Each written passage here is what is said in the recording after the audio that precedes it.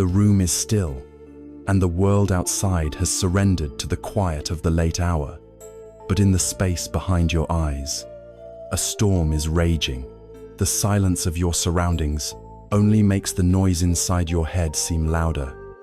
A relentless carousel of thoughts, spinning without end. There is the presentation for work, looping through slides and potential criticisms. There is the conversation from yesterday, replayed with different words you wish you had said. There are worries about finances, about family, about a future that feels both vast and uncertain. Your body is exhausted, yearning for rest, but your mind refuses to yield. It leaps from a past regret to a future anxiety, from a minor irritation to a deep-seated fear, never resting in the calm harbor of the present moment. Perhaps this scene feels familiar to you. It is the quiet suffering of countless people in our modern world, a silent epidemic of restlessness that robs us of the peace that night is supposed to offer. We have a name for this state of being, a term borrowed from ancient wisdom that perfectly captures the chaotic energy.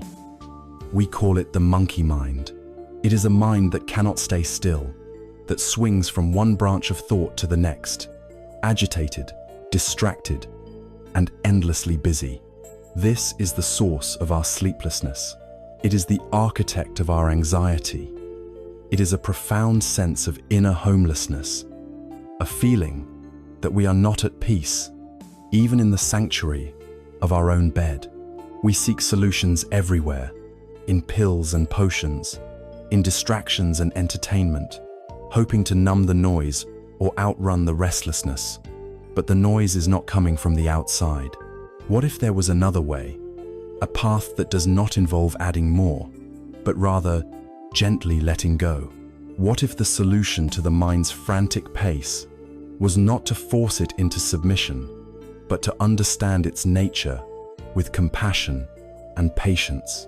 For thousands of years, the teachings of Buddhism have offered a profound and practical map for this inner journey. It is a path of looking inward, of learning to sit with the storm and discover the calm I at its center.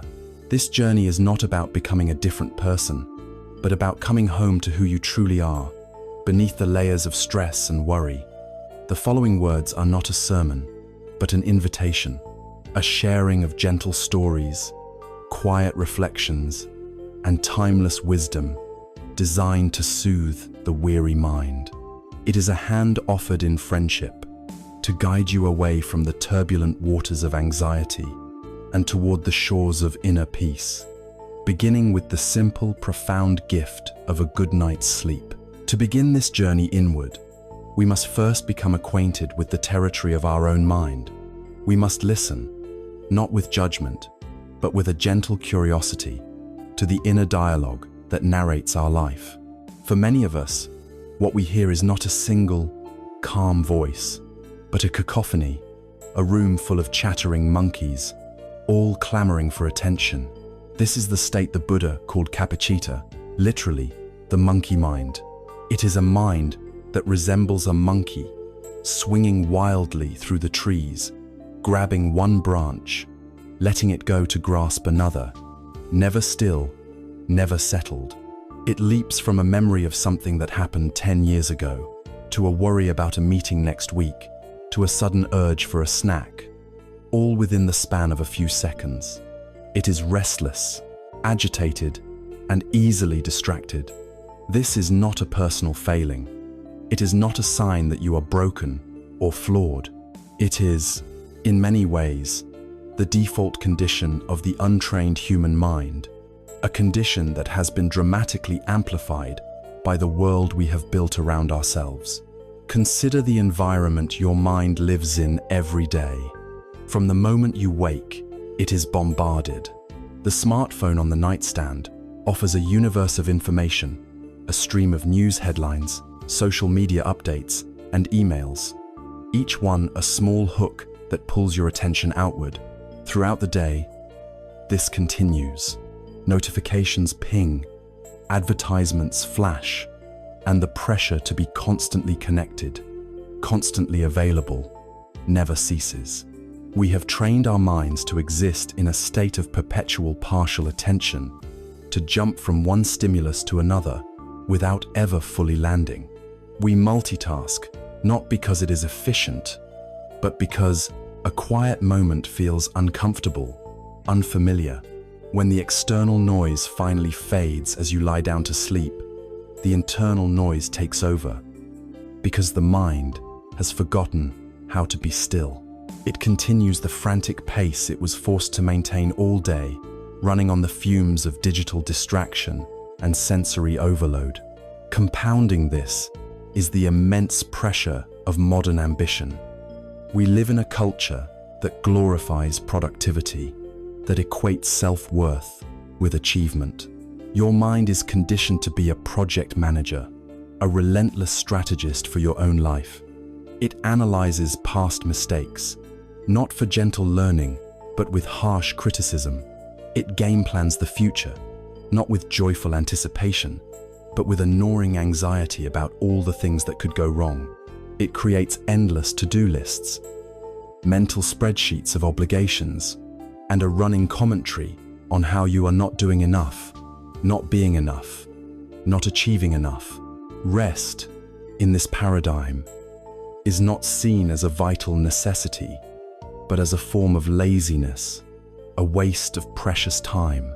And so, the monkey mind becomes your inner taskmaster, whipping you with thoughts of inadequacy and urgency, making true relaxation feel like a forbidden indulgence.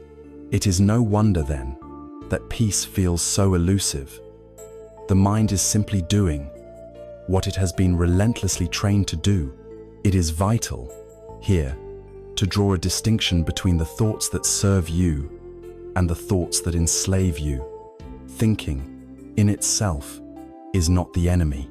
A mind that can plan, create, solve problems, and remember is a magnificent tool. This is functional thinking. It has a purpose, and, crucially, it has an end point. You think about how to fix a leaky faucet. You come up with a plan, and the thought process concludes. You remember a joyful moment with a loved one. You feel the warmth of that memory, and it settles. The monkey mind, however, is not engaged in functional thinking. It is engaged in rumination.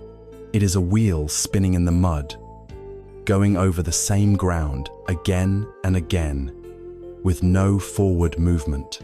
It is the obsessive replaying of an argument, the pointless worrying about an outcome you cannot control, the habitual self-criticism that offers no constructive solution. This kind of thinking does not serve you. It does not solve, create, or comfort. It only drains your life force, leaving you mentally and emotionally exhausted. It is a feedback loop of suffering, a fire that feeds on itself. Faced with this internal chaos, our first instinct is to fight. We try to suppress the thoughts. We tell ourselves, "Stop thinking about that," or "I need to have a clear mind." But this is like trying to flatten ripples in a pond with your hand. The more you struggle, the more turbulent the water becomes. There is a famous Zen instruction: try, for the next minute, to not think of a white bear. What inevitably happens? Your mind is immediately filled with images of white bears. The act of resistance strengthens the very thing you are resisting.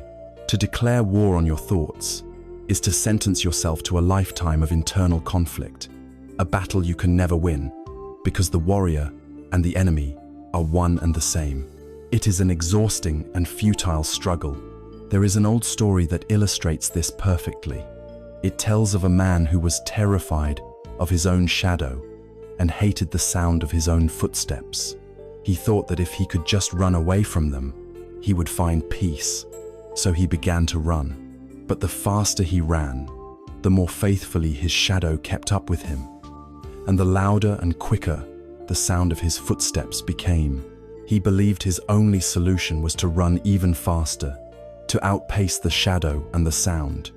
He ran and ran, without a moment's rest, until he finally collapsed from sheer exhaustion and died. The man did not understand that if he had simply stepped into the shade of a large tree, his shadow would have disappeared. If he had just sat down and remained still, the sound of his footsteps would have ceased. We are so often like this man. Our anxious thoughts are the shadow, our mental chatter the footsteps. We believe that by running, by distracting ourselves, by fighting and resisting, we can escape them. We run towards entertainment, towards work, towards anything that will drown out the noise. But in doing so, we only exhaust ourselves and ensure that the shadow is always with us. The wisdom of the path lies not in running faster, but in finding the tree. The tree is a different way of relating to your mind. The first step, the most courageous and revolutionary step, is to simply stop running. It is to learn to observe the mind without judgment, not to fight it, not to indulge it, not to believe it, but simply to watch it, to become a neutral witness to the monkey's antics. This is the practice of gentle awareness. When a worrying thought arises, you don't push it away. You simply note it, almost as a scientist would. Ah, there is worry. When a memory of anger appears, you don't get caught up in its story. You note, there is anger. You begin to see your thoughts not as absolute truths or direct commands, but simply as events in the mind. They are like clouds passing in the sky. They are not the sky itself. This simple act of observation creates a space, a small gap between you, the observer, and the thought that is being observed. In this space lies the beginning of freedom. In this space, the compulsive energy of the thought begins to lose its power over you. When we fail to do this, when we allow the monkey mind to run our lives unchecked, the consequences are profound. It is the direct cause of insomnia, where the body is crying out for rest but the mind holds it hostage, replaying the day's events and rehearsing tomorrow's anxieties. It leads to a deep, pervasive exhaustion that sleep alone cannot cure, because the mind has been running a marathon all night. Over time, this becomes a state of chronic anxiety, a low-grade hum of fight or flight that becomes our new normal. Our resilience wears thin, our joy is diminished, and our connection to the simple beauty of the present moment is lost. We live our lives through the veil of a restless mind, and we forget what it feels like to simply be at peace. Recognizing this, truly seeing the monkey mind for what it is not a cause for despair. It is a moment of profound hope. It is the diagnostic step that must come before any healing can begin. You have identified the source of the disquiet. You have seen the shadow for what it is. You are no longer running in ignorance. You are now standing at a trailhead, the entrance to a path of practice. The task is not to kill the monkey, for its energy is also the energy of life. The task is to befriend it, to train it, to give it something wholesome to do so that it no longer creates chaos. The first and most powerful tool for this training is something you carry with you at all times. A faithful anchor that can steady the mind in even the most turbulent of storms. It is as close and as simple as your own breath. Having identified the restless, chattering monkey within the mind, the natural question that arises is one of profound importance. What do we do now? How do we begin to soothe this inner chaos and invite a sense of peace into our lives? The answer, according to the wisdom of the Buddha, does not lie in some complex technique or distant philosophy. It is found in something you are already doing, this very moment. It is found in your breath. This simple, rhythmic, life-sustaining act of breathing is the most powerful and accessible tool you have for calming the mind and anchoring yourself in the present moment. It is the golden thread that can lead you out of the labyrinth of your anxious thoughts and back to the quiet sanctuary of your own being. It is the first, most essential job you can give the monkey mind to do. The practice itself is beautifully, deceptively simple. It is called anapanasati, which translates to mindfulness of breathing. There is no need for a special cushion or a silent monastery. You can begin right now, wherever you are. Find a comfortable position, either sitting in a chair with your feet flat on the floor and your spine upright but not stiff, or lying down on your back.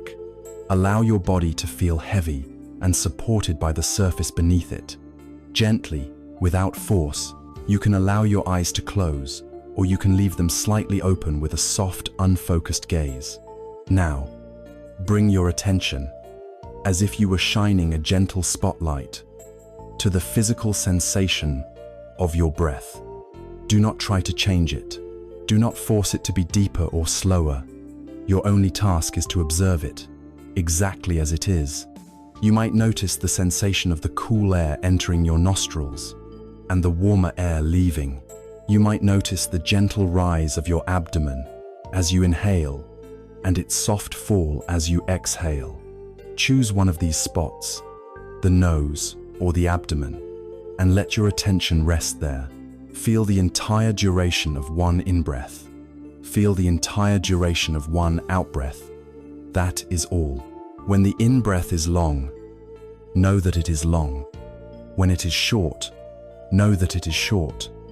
You are not thinking about the breath. You are feeling it. You are becoming intimate with the simple, raw sensation of being alive. Now, inevitably, the monkey mind will object. It will get bored. It will offer you a thought, a memory, a plan, a worry. Your attention will drift away from the breath. The moment you realize this has happened, that your mind has wandered, is a moment of victory. This is the core of the practice. There is no need for frustration or self-criticism. Do not scold yourself for being a bad meditator. The wandering is not a failure. It is simply what minds do. Your task is to gently, kindly, and patiently acknowledge where the mind has gone. And then, with the tenderness you might use to guide a lost child, escort your attention back to the breath. You will do this 1,000 times, 10,000 times. This act of returning over and over again is the practice. It is the bicep curl for your muscle of attention, strengthening your capacity for focus and calm with each repetition. Why is this simple act so profoundly powerful? Because the breath has a unique quality. It only ever exists in the present moment. You cannot take the breath you took 5 minutes ago, nor can you take the one that is coming in 5 minutes' time. To be aware of your breath is to be aware of the now, and the now is the only place where life is actually happening. The monkey mind, in contrast, almost never lives in the present. It thrives in the realms of past and future. It drags you back to replay old grievances and regrets, or it pushes you forward into a landscape of anxiety and what-if scenarios. Both of these realms are illusions, phantoms of the mind. By continually returning your attention to the anchor of the breath, you are gently pulling the mind out of the imaginary worlds of past and future and grounding it in the solid reality of the present moment. It is a homecoming. You are reuniting your mind with your body, which always exists in the here and now. This reunion is the antidote to the feeling of being scattered, fragmented, and lost in thought. Furthermore, this tool is universally and unconditionally available to you. It requires no subscription, no special equipment, no particular belief system. It is your birthright. Whether you are rich or poor, whatever your background or faith, the breath is your constant companion from the moment you are born until the moment you die. You can practice with your breath while waiting in a line at the grocery store, while sitting in a traffic jam, while in the middle of a difficult meeting at work.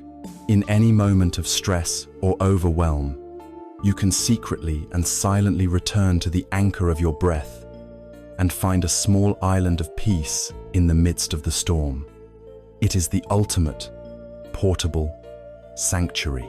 This universality is a reminder that the capacity for peace is not something external that must be acquired, but something internal that simply needs to be uncovered. There is also a deep physiological reason why this practice brings such calm. Our nervous system has two primary modes. The sympathetic nervous system is our fight or flight response.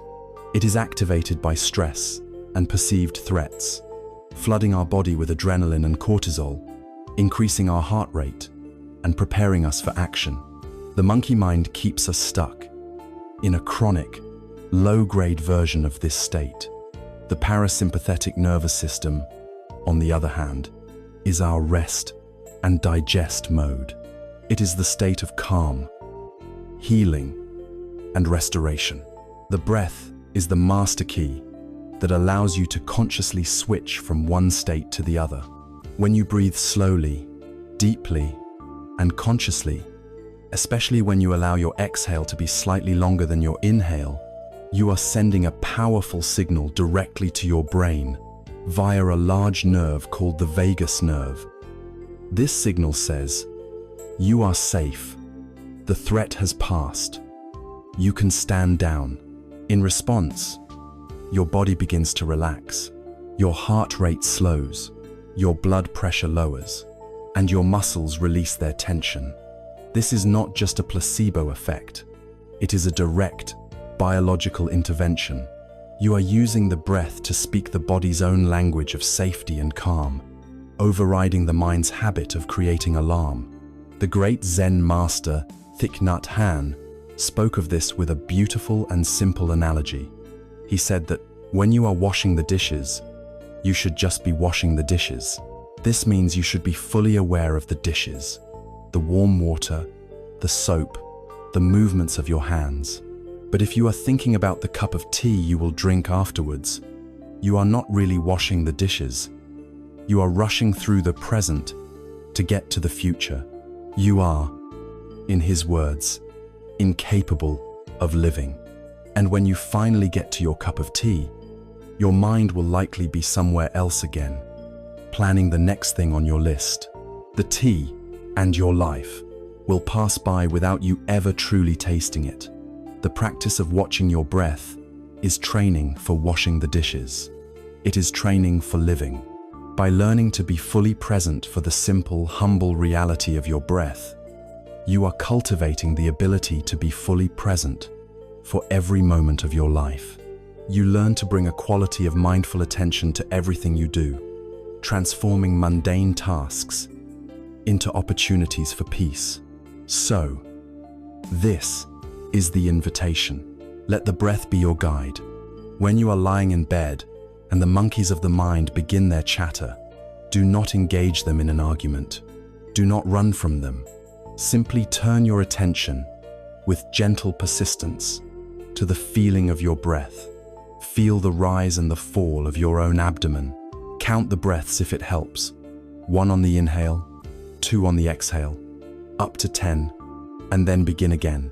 Treat it as a lullaby you are offering to your own agitated mind. With each conscious breath, you are taking the monkey by the hand and walking it home. You are letting go of the world of doing and entering the world of being. You are reminding every cell in your body that in this moment, in this breath, you are safe, you are whole. And as you rest your awareness here, in this simple, rhythmic rising and falling, you may begin to notice something else. You may notice that each breath is new. Each breath is born, exists for a moment, and then dissolves, making way for the next. No two are ever exactly alike.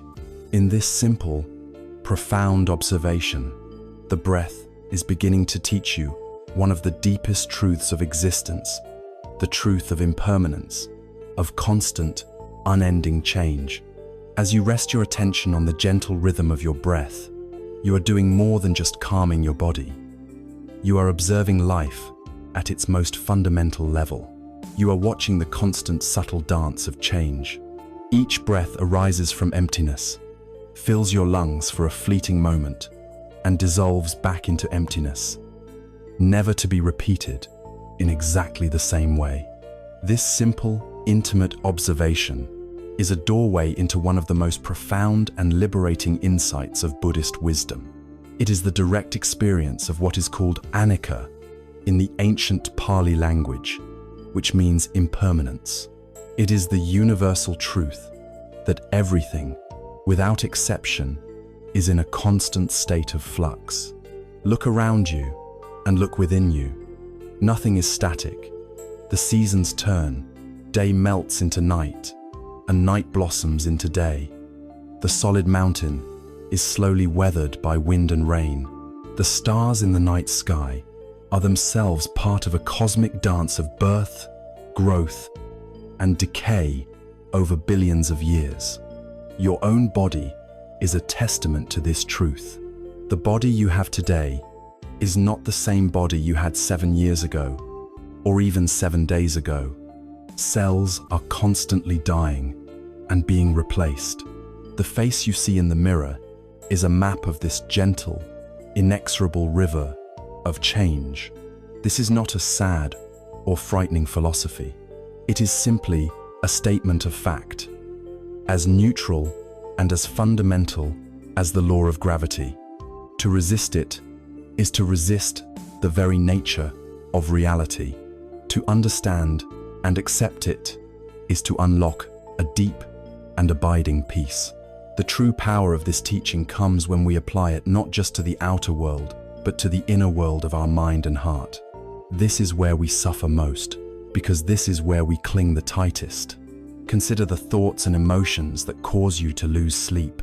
That wave of intense anxiety that grips you in the middle of the night. The one that feels so solid, so overwhelming, so permanent, is also subject to the law of anicca. It is not a solid entity. It is a temporary pattern of energy and sensation, arising in your consciousness. Like a dark storm cloud, it has gathered. It will rain its rain, and it will pass, leaving the sky clear once more. That heavy feeling of sadness or regret that seems to define your entire being is also impermanent. It is a visitor, not the owner of the house. By remembering this, you change your relationship to it. You no longer have to be consumed by the storm. You can learn to be the calm, spacious sky that allows the storm to pass through. This same law applies to the pleasant experiences we so desperately try to hold on to. A moment of pure joy, a feeling of success, a period of perfect peace, a loving connection with another person. These are beautiful, precious moments, but they, too, are impermanent. They will change, and this is where our suffering often begins. It is not the change itself that causes pain, but our resistance to it, our clinging, our grasping, our desperate demand that the pleasant moments last forever is the very thing that creates anxiety and disappointment. Imagine holding a beautiful butterfly in your open palm. You can marvel at its colors and the delicate movement of its wings. But if you try to possess it, if you close your fist around it to keep it from flying away, you will crush the very thing you admire. Our experiences are like that butterfly. The wisdom of anicca teaches us to hold our lives with an open hand, to appreciate the beauty of each moment, pleasant or unpleasant, without clinging. We learn to savor the joy without demanding it stays. And we learn to endure the sorrow with the deep knowing that it, too, will pass.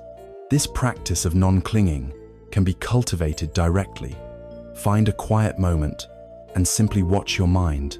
See the thoughts, feelings, and sensations as they arise. You can label them gently: planning, worrying, remembering, joy, frustration. Then, watch as they inevitably dissolve and are replaced by something else. Visualize your mind as a vast, clear blue sky. Your thoughts and feelings are merely clouds drifting through. Some are dark and heavy, others are light and wispy. Your job is not to get rid of the clouds or to chase after the pretty ones. Your job is to be the sky. The sky does not judge the clouds. It does not cling to them or push them away. It provides the space for them to be what they are, to come and to go. When you identify with the sky of your awareness, rather than the passing weather of your thoughts, you discover a profound stability within yourself, a peace that is not dependent on circumstances being a certain way. There is a timeless story that wonderfully illustrates this wisdom. It is about an old farmer in a small village. One day, his only horse ran away. His neighbors came to console him. "What bad luck," they said. The farmer simply replied, "Good luck? Bad luck? Who knows?" A week later, his horse returned, and it brought with it a dozen wild horses. The neighbors gathered again, this time to celebrate. "What incredible good luck!" they exclaimed. The farmer calmly said, "Good luck? Bad luck? Who knows?" The next day, the farmer's son was trying to tame one of the wild horses when he was thrown off and broke his leg. The neighbors came once more, shaking their heads. "Oh, what terrible bad luck." The farmer just looked at them and said, "Good luck? Bad luck? Who knows?" A few weeks passed, and the country went to war. The emperor's army came to the village, conscripting every able-bodied young man, but because the farmer's son had a broken leg, he was left behind. This story teaches us about the folly of our rigid judgments. We are so quick to label our experiences as good or bad, freezing them in time and creating stories of triumph or tragedy around them. But life is a fluid, interconnected process, and we can never see the whole picture from our limited vantage point. Anika reminds us to hold our stories more lightly. The event that seems like a disaster today might be the seed of a great blessing tomorrow. The success that feels like a permanent victory might create new challenges. This understanding is a powerful antidote to anxiety. When you stop clinging to a specific outcome, you can relax. You can trust the unfolding of life, responding to what is, rather than being tormented by fears of what might be. This wisdom can transform your relationship with your past and your future. The mistakes and regrets that haunt you from your past belong to a version of you that no longer exists. The person who said that unkind word or made that poor decision years ago was composed of a different set of thoughts, conditions, and understanding. You are a flowing river, not a static statue. While you can learn from the past, you do not have to be imprisoned by it. To understand impermanence is to open the door to self-forgiveness. Likewise, to truly grasp Anika is to be liberated from much of your anxiety about the future. We spend so much energy worrying about futures that will never happen, trying to control a vast and unpredictable flow. By accepting that the future is, by its very nature, uncertain and ever-changing, we can release our white-knuckled grip. We can bring our energy back to the present moment, the only place where we have any real power, and focus on planting wholesome seeds right now. So, as you lie in your bed tonight, and a familiar worry comes to visit, greet it with this understanding. Say to it silently, "I see you. I know you are here. And I also know that you are Anika. You will not last forever. You are a cloud passing through the sky of my mind. Feel the truth of this. It will not necessarily make the worry vanish instantly, but it will change your relationship to it. It will loosen its grip. You are no longer fighting it or believing it completely. You are simply allowing it to be what it is, a temporary, passing phenomenon. This is the practice of letting go. This is the heart of peace. And as you rest in this awareness, watching the ceaseless river of your own experience flow by, another, deeper question may begin to surface. If everything is changing, If my thoughts, my feelings, and even my body are impermanent, then who am I? What is this self that seems so solid, this I that is observing all this change? This question leads us to the very heart of freedom, as we rest in the truth of impermanence, seeing how every thought, feeling, and sensation is a passing wave in the great ocean of experience. A profound question naturally arises. If all of these things are changing, if my body is not the same from one day to the next, if my thoughts are fleeting clouds, then who is this I that is witnessing it all? We say, I am anxious, or I am happy, or I am a success, or I am a failure. We have a deep, instinctual sense of a solid, continuous self at the center of our lives, a chief executive in the headquarters of our mind. It is this very assumption that the Buddha's most radical and liberating teaching invites us to investigate. This teaching is called anatta, which is often translated as no self, or more accurately, not self. And while it may sound strange or even frightening at first, it is in fact the key to unlocking a freedom so deep that it can permanently change your relationship with suffering. Let us begin by looking at how we construct this sense of self. We do it primarily through identification. We grasp onto various temporary phenomena and stitch them together into a patchwork identity we call me. We start with the body. We look in the mirror and say, that's me. But as we know from Anicca, this body is a constantly changing process, not a fixed entity. Then we identify with our possessions, our homes, our cars. We identify with our roles and relationships. I am a parent, a child, a spouse, a friend. We identify with our jobs. I am a teacher. I am an engineer. We wrap these labels around ourselves, like armor. But the most powerful and insidious form of identification happens with the contents of our own minds. We take a passing thought and make it our identity. We experience a feeling of anxiety, and we conclude, I am an anxious person. We experience a bout of sadness, and we weave it into a story that says, I am a sad person. This act of turning a temporary experience into a permanent identity is the very root of so much of our sleeplessness and struggle. When you believe, I am anxiety, you are no longer a person experiencing a temporary feeling.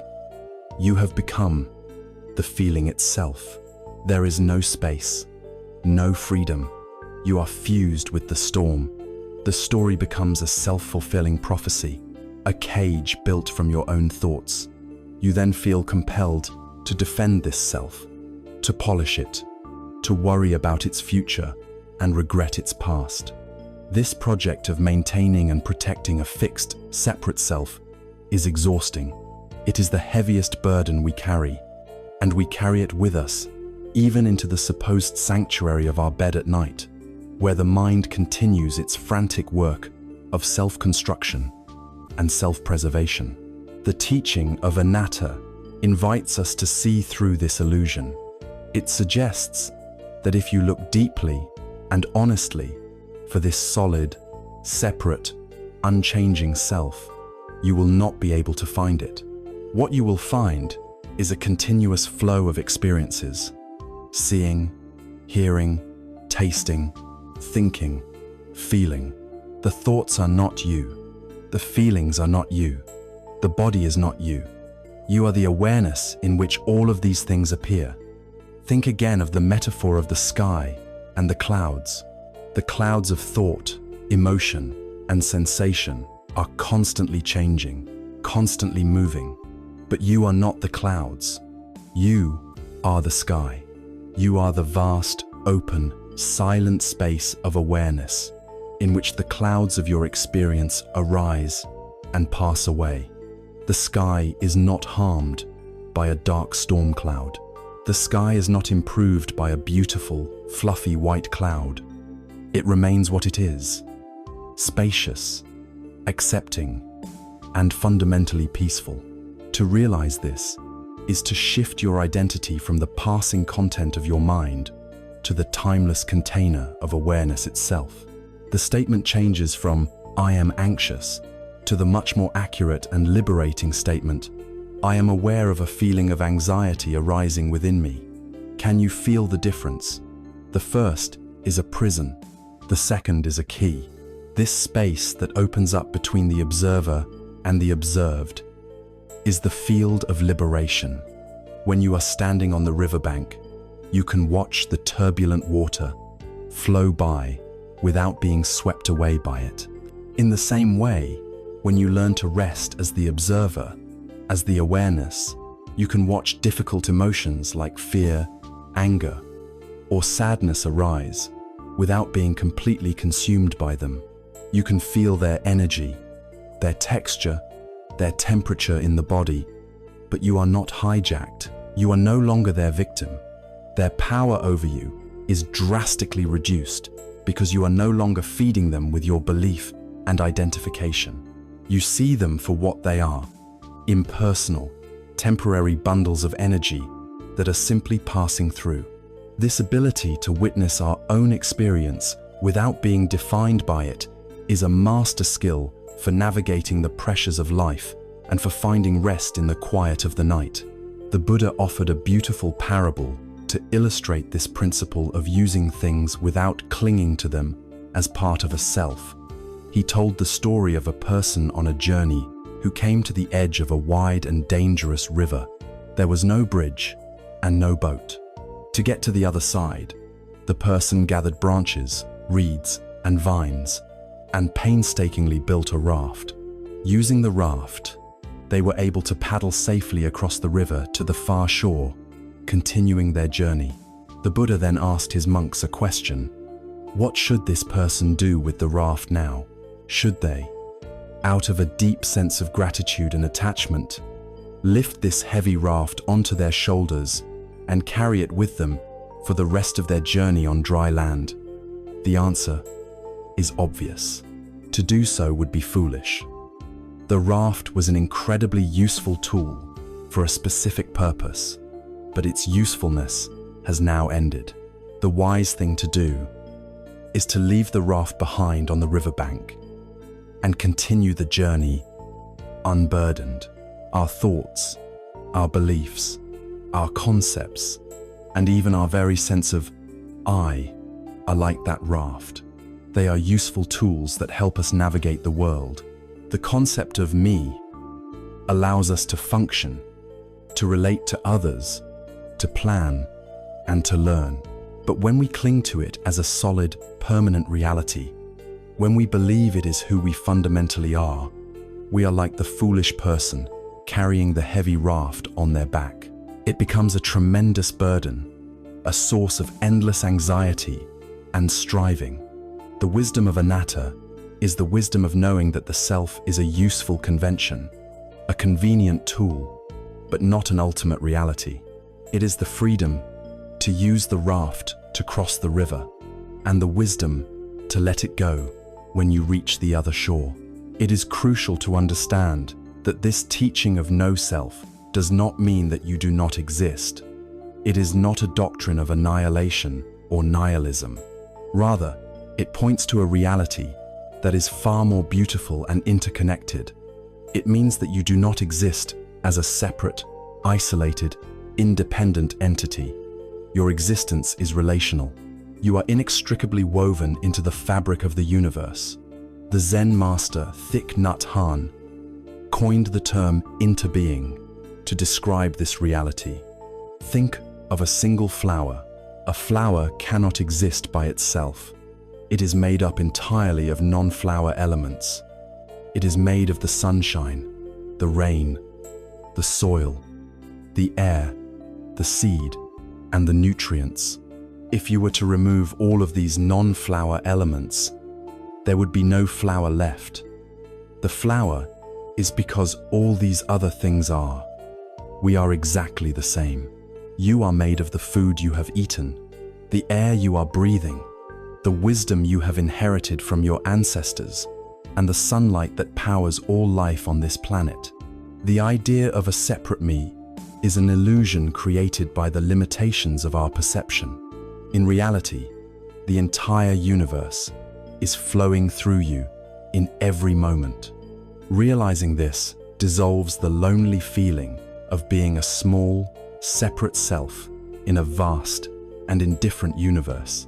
It replaces it with a profound sense of connection, belonging, and compassion for all things, because all things are, in a sense, part of you. This is the peace that anatta offers. It is the ultimate letting go. It is the release of the exhausting, lifelong project of defending and promoting a self that was never solid to begin with. When you begin to rest in this understanding, the need to be right, the fear of criticism, the desperate grasping for praise, all of these begin to soften. You are no longer defined by your successes or your failures. You are as vast and as open as the sky. In this spaciousness, the mind can finally settle. It can finally come to rest.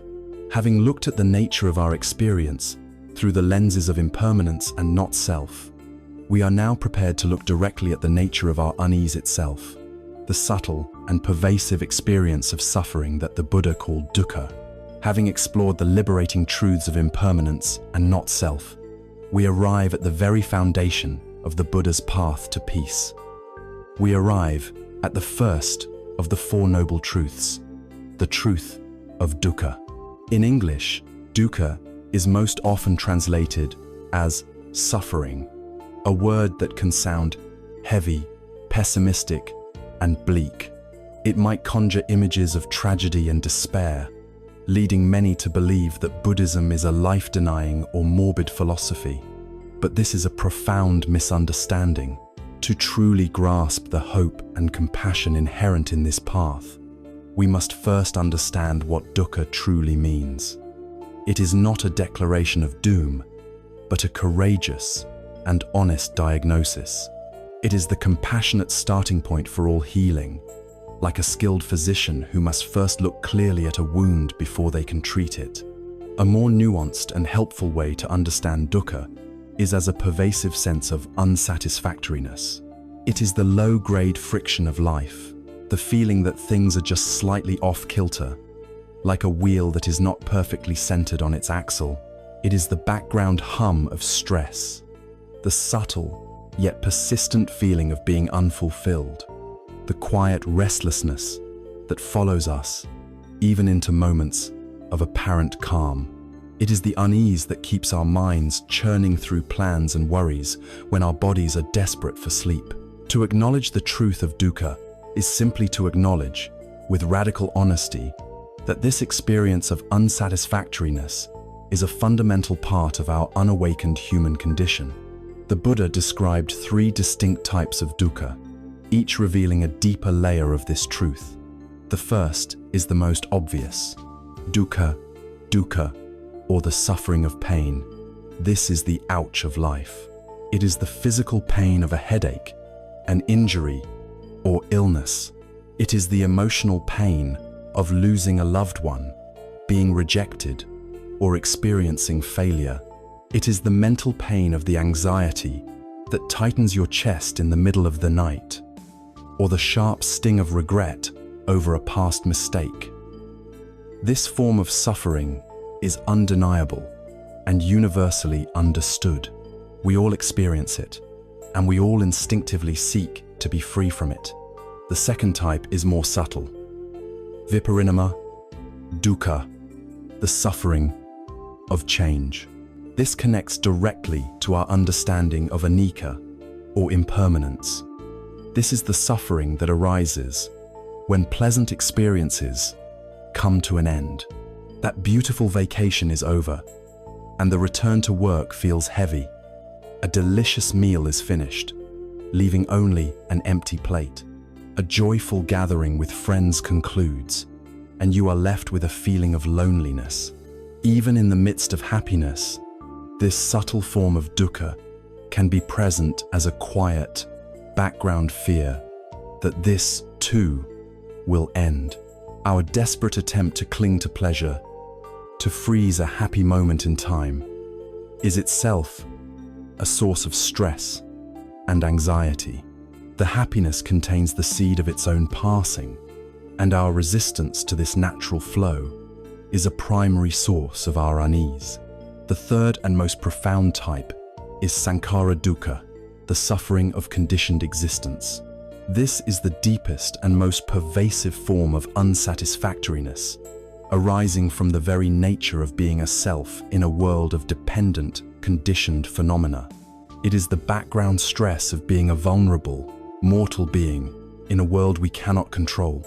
It is the inherent fragility of life, the knowledge that we are subject to sickness, aging, and death. It is the subtle existential anxiety that bubbles beneath the surface of our busy lives. This is the wheel that is not quite on its axle, even when there is no obvious pain and no pleasant experience is ending. This low-grade hum of dukkha can persist. It is the default state of the untrained mind, so constant that we often don't even notice it is there until we begin to cultivate moments of true silence and stillness. To face these truths is not pessimism, it is supreme realism. Imagine you are the captain of a ship, about to set sail. An optimist who ignores the weather forecast and the charts showing dangerous rocks might feel good for a moment, but they are sailing toward disaster. A realist, however, studies the charts carefully. They acknowledge the rocks, they respect the power of the weather, and by doing so, they are able to navigate a safe course. The Buddha was this great navigator. By courageously pointing out the rocks of dukkha, he was not trying to frighten us. He was empowering us. He was showing us the map so that we could find our way to a safe harbor. Our usual strategy, when faced with any form of dukkha, is to run. We practice avoidance. We distract ourselves with an endless stream of entertainment. We numb ourselves with food or drink. We bury ourselves in work. We scroll endlessly through the lives of others on our screens. Or we try to suppress the feeling, to push it down, to pretend it isn't there, gritting our teeth and telling ourselves to just get on with it. But these strategies never work in the long run. They are like trying to hold a beach ball underwater. It takes a tremendous amount of energy, and eventually, the ball will shoot up to the surface with even greater force, often when we least expect it. The discomfort we refuse to feel does not disappear. It simply goes into the basement of our consciousness, where it festers and grows, influencing our moods and actions in ways we don't even understand. Here, the Buddha offered one of his most practical and profound teachings, the parable of the second arrow. He said that in life, we will all be struck by a first arrow. This is unavoidable. The first arrow is the raw event of dukkha, the illness, the loss, the accident, the unkind word. It hurts. This is part of the territory of being human. But then, we often shoot ourselves with a second arrow. This second arrow is our mental reaction to the first. It is the story we tell ourselves about the pain. It is the thought that says, "Why me? This is a catastrophe. I can't bear it. This always happens to me." It is the proliferation of anger, self-pity, fear, and blame that we layer on top of the original pain. The Buddha's insight was revolutionary. The first arrow is inevitable, but the second arrow is optional. Our suffering is not just the initial pain, but is magnified tenfold by our reaction to it. Our spiritual practice is to learn how not to shoot that second arrow. How do we do this? We learn to sit still. We learn to feel the first arrow without immediately launching the second. We follow the example of the Buddha on the night of his enlightenment. As he sat under the Bodhi tree, he was assailed by all the armies of his own mind, by fear, doubt, lust, and greed. He did not fight them, and he did not run from them. He simply sat, present and aware, and acknowledged them with the simple phrase, "I see you." This is an invitation for us. When a difficult feeling, a form of dukkha, arises within you as you lie in bed, can you resist the immediate urge to distract yourself or suppress it? Can you instead turn towards it with a gentle curiosity? Can you feel where the anxiety lives in your body? Is it a tightness in your solar plexus, a knot in your throat, a burning in your stomach? Can you simply be with that raw physical sensation without adding the story, without shooting the second arrow? Can you breathe into it, not to force it to go away, but as a gesture of kindness and acceptance, offering it space to be what it is? This is the brave work of looking directly at dukkha. It is the practice of being with our own discomfort, with compassion and wisdom. It is in this courageous act of non-avoidance that the power of dukkha to overwhelm us begins to dissolve. We learn that we are more resilient than we thought. We learn that we are the spacious sky, capable of holding even the darkest of storms. By acknowledging the truth of this universal unsatisfactoriness, we take the first essential step on the path to its end. We have diagnosed the condition. The next logical question, which the Buddha himself asked, is, where does it come from? What is the cause of this dukkha? What is the mechanism within our own minds that compels us to shoot that painful second arrow? This inquiry leads us directly to the second noble truth, to the very root of our restlessness. Having looked with courage and honesty at the universal experience of dukkha, the pervasive unsatisfactoriness of life, we are no longer in the dark. We have completed the diagnosis. A great physician, however, does not stop there.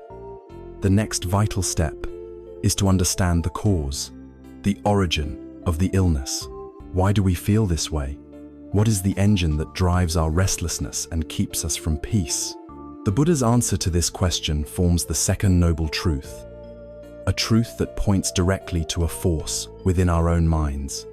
The origin of all our suffering, he taught, is a powerful energy called tanha.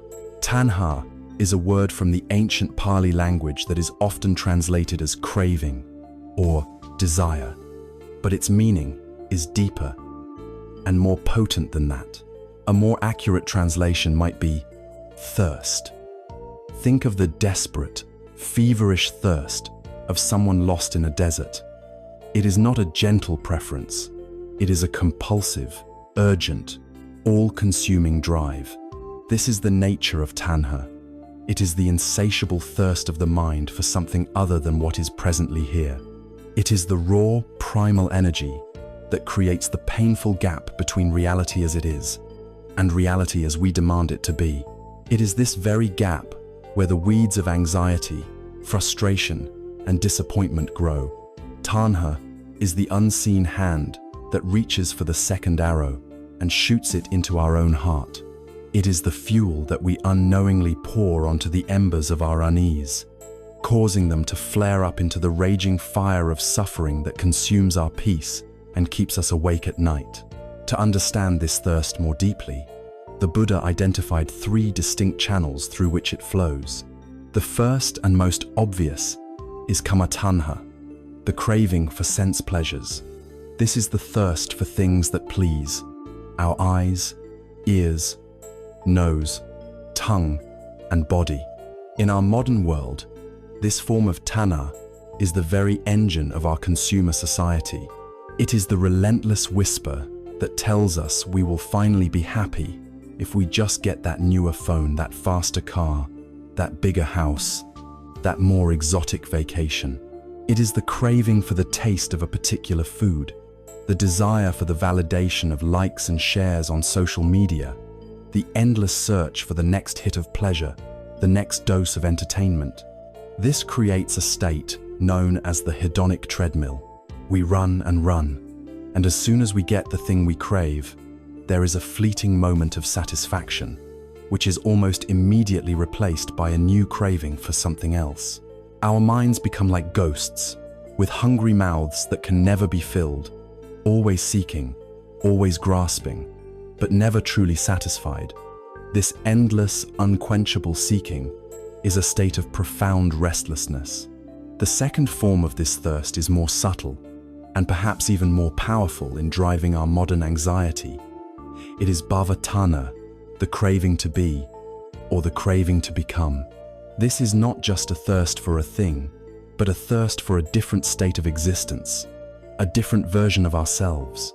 It is the voice that says, "When I finally get that promotion, then I will be worthy. When I lose 20 pounds, then I will be lovable. When I find the perfect partner, then my life will be complete. When I am as successful as that person on Instagram, then I can finally relax." This is the craving to become a future, idealized self. A self who is finally free from flaws. A self who is permanently happy and secure. This craving fuels our ceaseless ambition, our toxic comparison with others, and our gnawing sense of inadequacy. It is the inner taskmaster that tells us we cannot rest, we cannot be at peace now, because we have not yet arrived. Our life becomes a frantic project of self-improvement, and the present moment is seen merely as a stepping stone to a better future, a future that, like the horizon, recedes as we approach it. This deep-seated craving to become someone else is a profound rejection of who we are right now, and it is a guaranteed recipe for sleepless nights spent planning and worrying. The third form of thirst is the shadow of the second.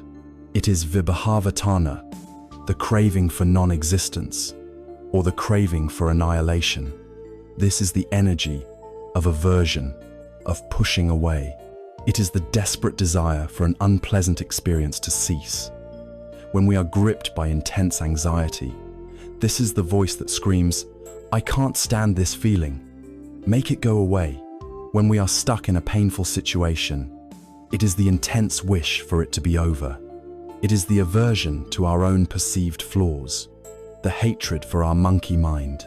It is the powerful desire for the self, which we find so troublesome, to simply disappear. At its most extreme, this can manifest as suicidal ideation, but in our daily lives, it is the constant energy of resistance. We resist our sadness, we fight our fear, we deny our anger. This constant pushing away, this war against our own present moment reality, creates immense internal friction and tension. It is a state of struggle, and there can be no peace, no rest, in a state of struggle. Ironically, even the desperate craving for sleep when we have insomnia is a form of vibhavatana, craving to annihilate our present state of anxious wakefulness. And this very craving, this tension, is what keeps sleep at bay. There is a classic story that perfectly illustrates how this clinging traps us. In India, a traditional method for catching monkeys involves a coconut. A hunter drills a hole in the coconut just large enough for a monkey's open hand to slide through, fills it with some rice or a sweet treat, and tethers it to a tree. A monkey, drawn by the bait, will slip its hand inside and grasp the rice, making a fist. But now, its clenched fist is too large to be withdrawn from the hole. The monkey is trapped. It pulls and shrieks, but it cannot get free.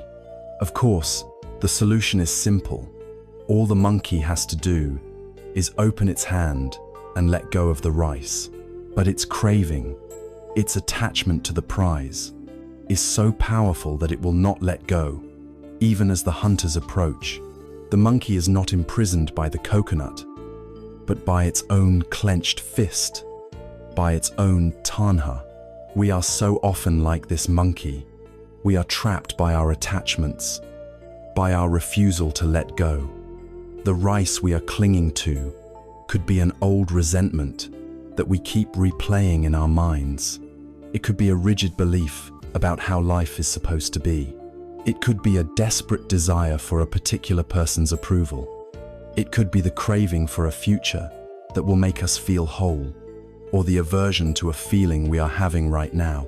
In every moment, freedom is available.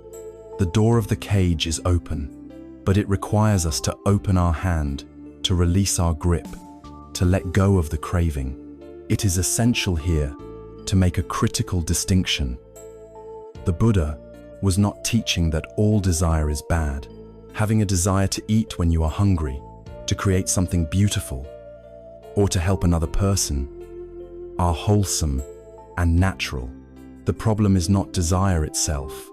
It is the clinging, the attachment, the feverish thirst that grows around the desire. It is the transformation of a simple preference into an absolute life or death demand.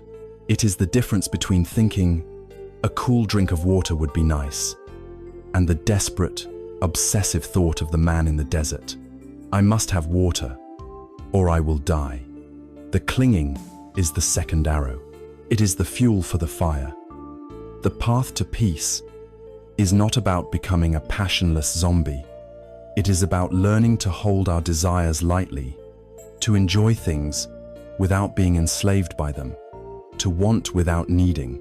So, as you lie in the quiet of the night and you feel the familiar pull of craving, the craving for your anxiety to go away, the craving for tomorrow to be different, the craving for sleep to finally come see it for what it is. Recognize this energy of tanha. It is the thirst of the monkey mind. You do not have to condemn it. You do not have to believe it.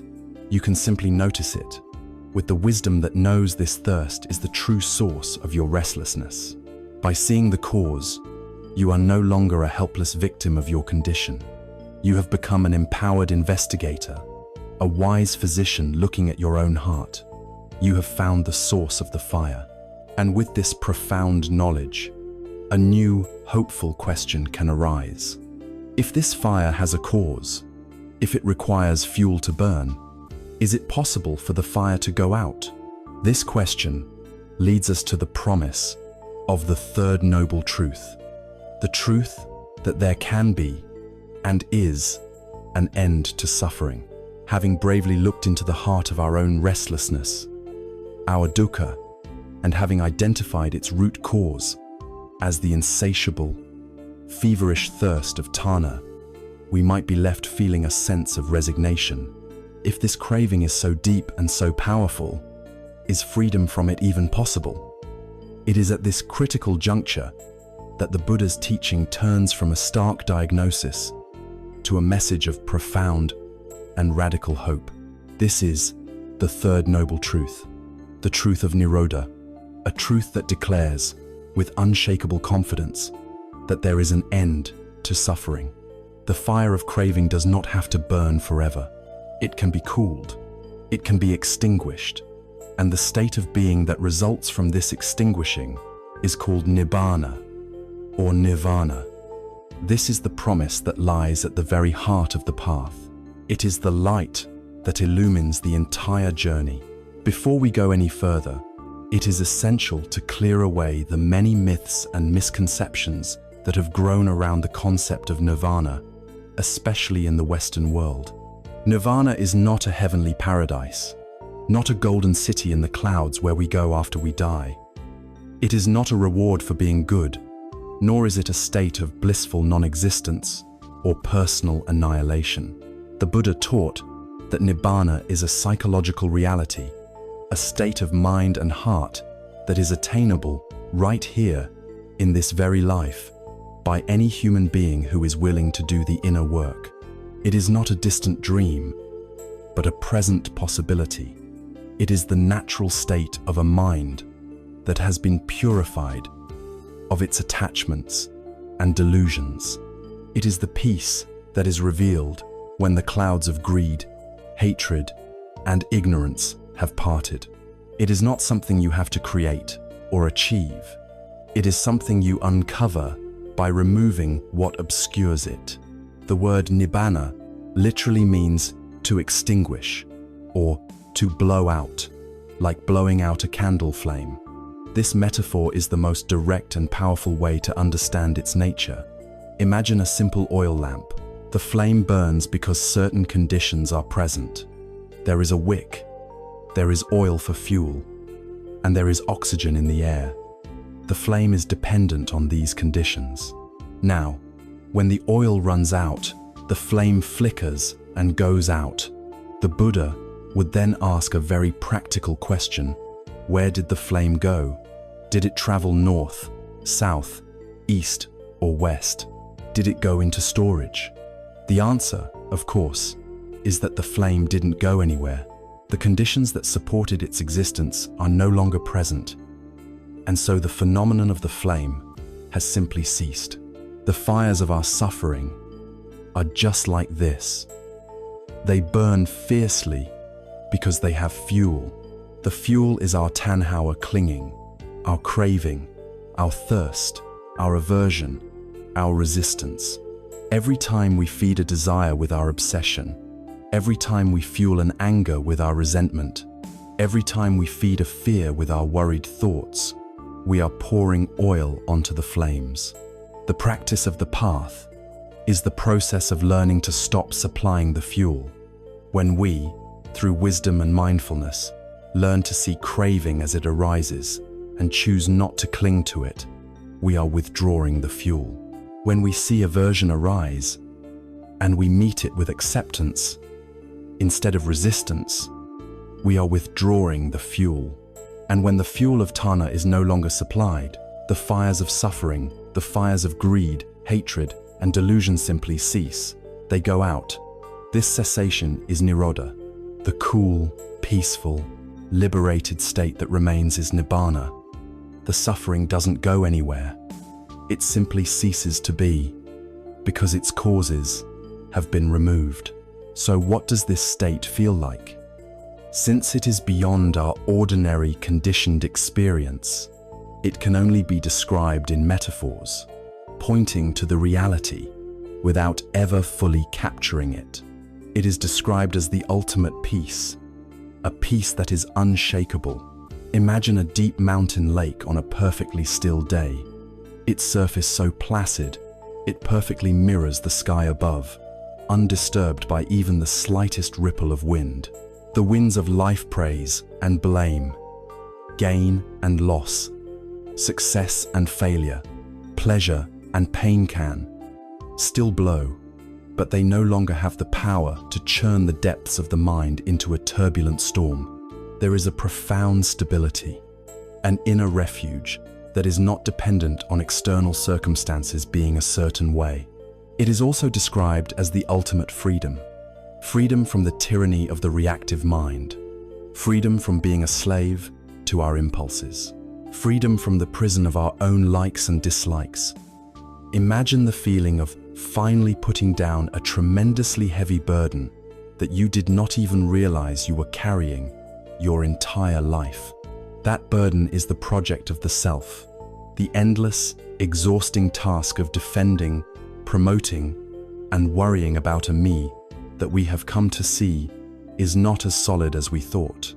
The release from this burden is a boundless liberation. Most profoundly, nibbana is described as the unconditioned. Almost every experience of happiness we have is conditional. We feel happy if we get the promotion, if the weather is nice, if someone says they love us. Our peace is dependent on things outside of ourselves being a certain way. Because all conditions are impermanent, this kind of happiness is fragile and unreliable. The peace of nibbana, however, is unconditional. It does not depend on anything. It is the inherent peace of awareness itself. And because it is not dependent on changing conditions, it is stable, secure, and utterly reliable. It is the end of the desperate search for happiness outside of ourselves, because we have finally found its source within. Now, this may all sound very lofty and far away, especially when you are simply struggling to get a good night's sleep. But this is the crucial point. Nibbana is not an all or nothing, far-off goal. Every single time you successfully practice the path, you are experiencing a small taste of nibbana. Every time a wave of anxiety arises and you are able to watch it without getting swept away, that moment of space and non-reactivity is a little nibbana. Every time you feel a strong craving and you are able to just let it be without acting on it, that moment of freedom is a little nibbana. Every time you let go of a small resentment instead of feeding it, that moment of coolness is a little nibbana. The path is not just a means to a future end. The journey itself is filled with moments of increasing peace, freedom, and release. This third noble truth is the great message of hope. It turns the entire journey from a struggle against suffering into a confident movement towards freedom. It confirms that your efforts are not in vain. The peace you seek is not a fantasy. The end of the war within your own mind is a real and attainable possibility. It tells you that a state of mind exists that is free from the frantic grasping and pushing away that torments you. A state of mind so at ease, so peaceful, so accepting of reality as it is, that it can finally let go of the day, release its burdens, and sink into the profound rest it so deeply needs. We have now seen the illness, dukkha. We have identified its root cause, tanha, and we have been given the hopeful prognosis that a cure, nirodha, is possible. We have examined the map, and we are assured that a safe harbor exists on the other shore. This naturally leads us to the final, most practical question of all. If this peace is possible, how do we get there? What is the specific, step-by-step path that we must walk to travel from the shore of suffering to the other shore of nibbana? What is the actual medicine we must take to cure the illness? This is the subject of the fourth and final noble truth, the prescription for liberation, the noble eightfold path. Our journey has brought us to a place of profound understanding and hope. We have looked unflinchingly at the reality of our inner restlessness, the dukkha that pervades our lives. We have identified its source as the feverish thirst of craving, or tanha, and we have been offered the luminous promise that this suffering can end, that a state of unshakable peace, nibbana, is possible. We stand on one shore, looking across the water to the other shore of peace, and now the final, most vital question arises. How do we cross? What is the vessel that can carry us safely from the turmoil of suffering to the tranquility of liberation? The answer to this question is the Buddha's ultimate practical gift. It is the fourth noble truth, the truth of the path, known as the Noble Eightfold Path, or Ariya Atagtangika Magga. This is not a set of beliefs to be passively accepted, nor is it a rigid list of commandments to be followed out of fear. It is a design for living. It is a complete, holistic, and compassionate guide that, when cultivated, systematically dismantles the causes of suffering and reveals the peace that has been there all along. It is the medicine for the illness we have diagnosed. It is the raft for crossing the river. It is a path of development that encompasses every aspect of our lives, understanding, our ethics, and our inner mental training. The path is comprised of 8 interconnected factors, which are often grouped into 3 essential trainings. To understand the path is to understand how these 3 trainings work together in harmony. The first training is the development of wisdom, or panya. This is the compass and the map for our journey. It is about seeing reality clearly as it is, not as we wish it to be. This training includes 2 factors, right view and right intention. Right view is the foundation of the entire path. It is the clear understanding of the 4 noble truths themselves. It is the intellectual and experiential grasp of the truths of impermanence, unsatisfactoriness and not self that we have already begun to explore.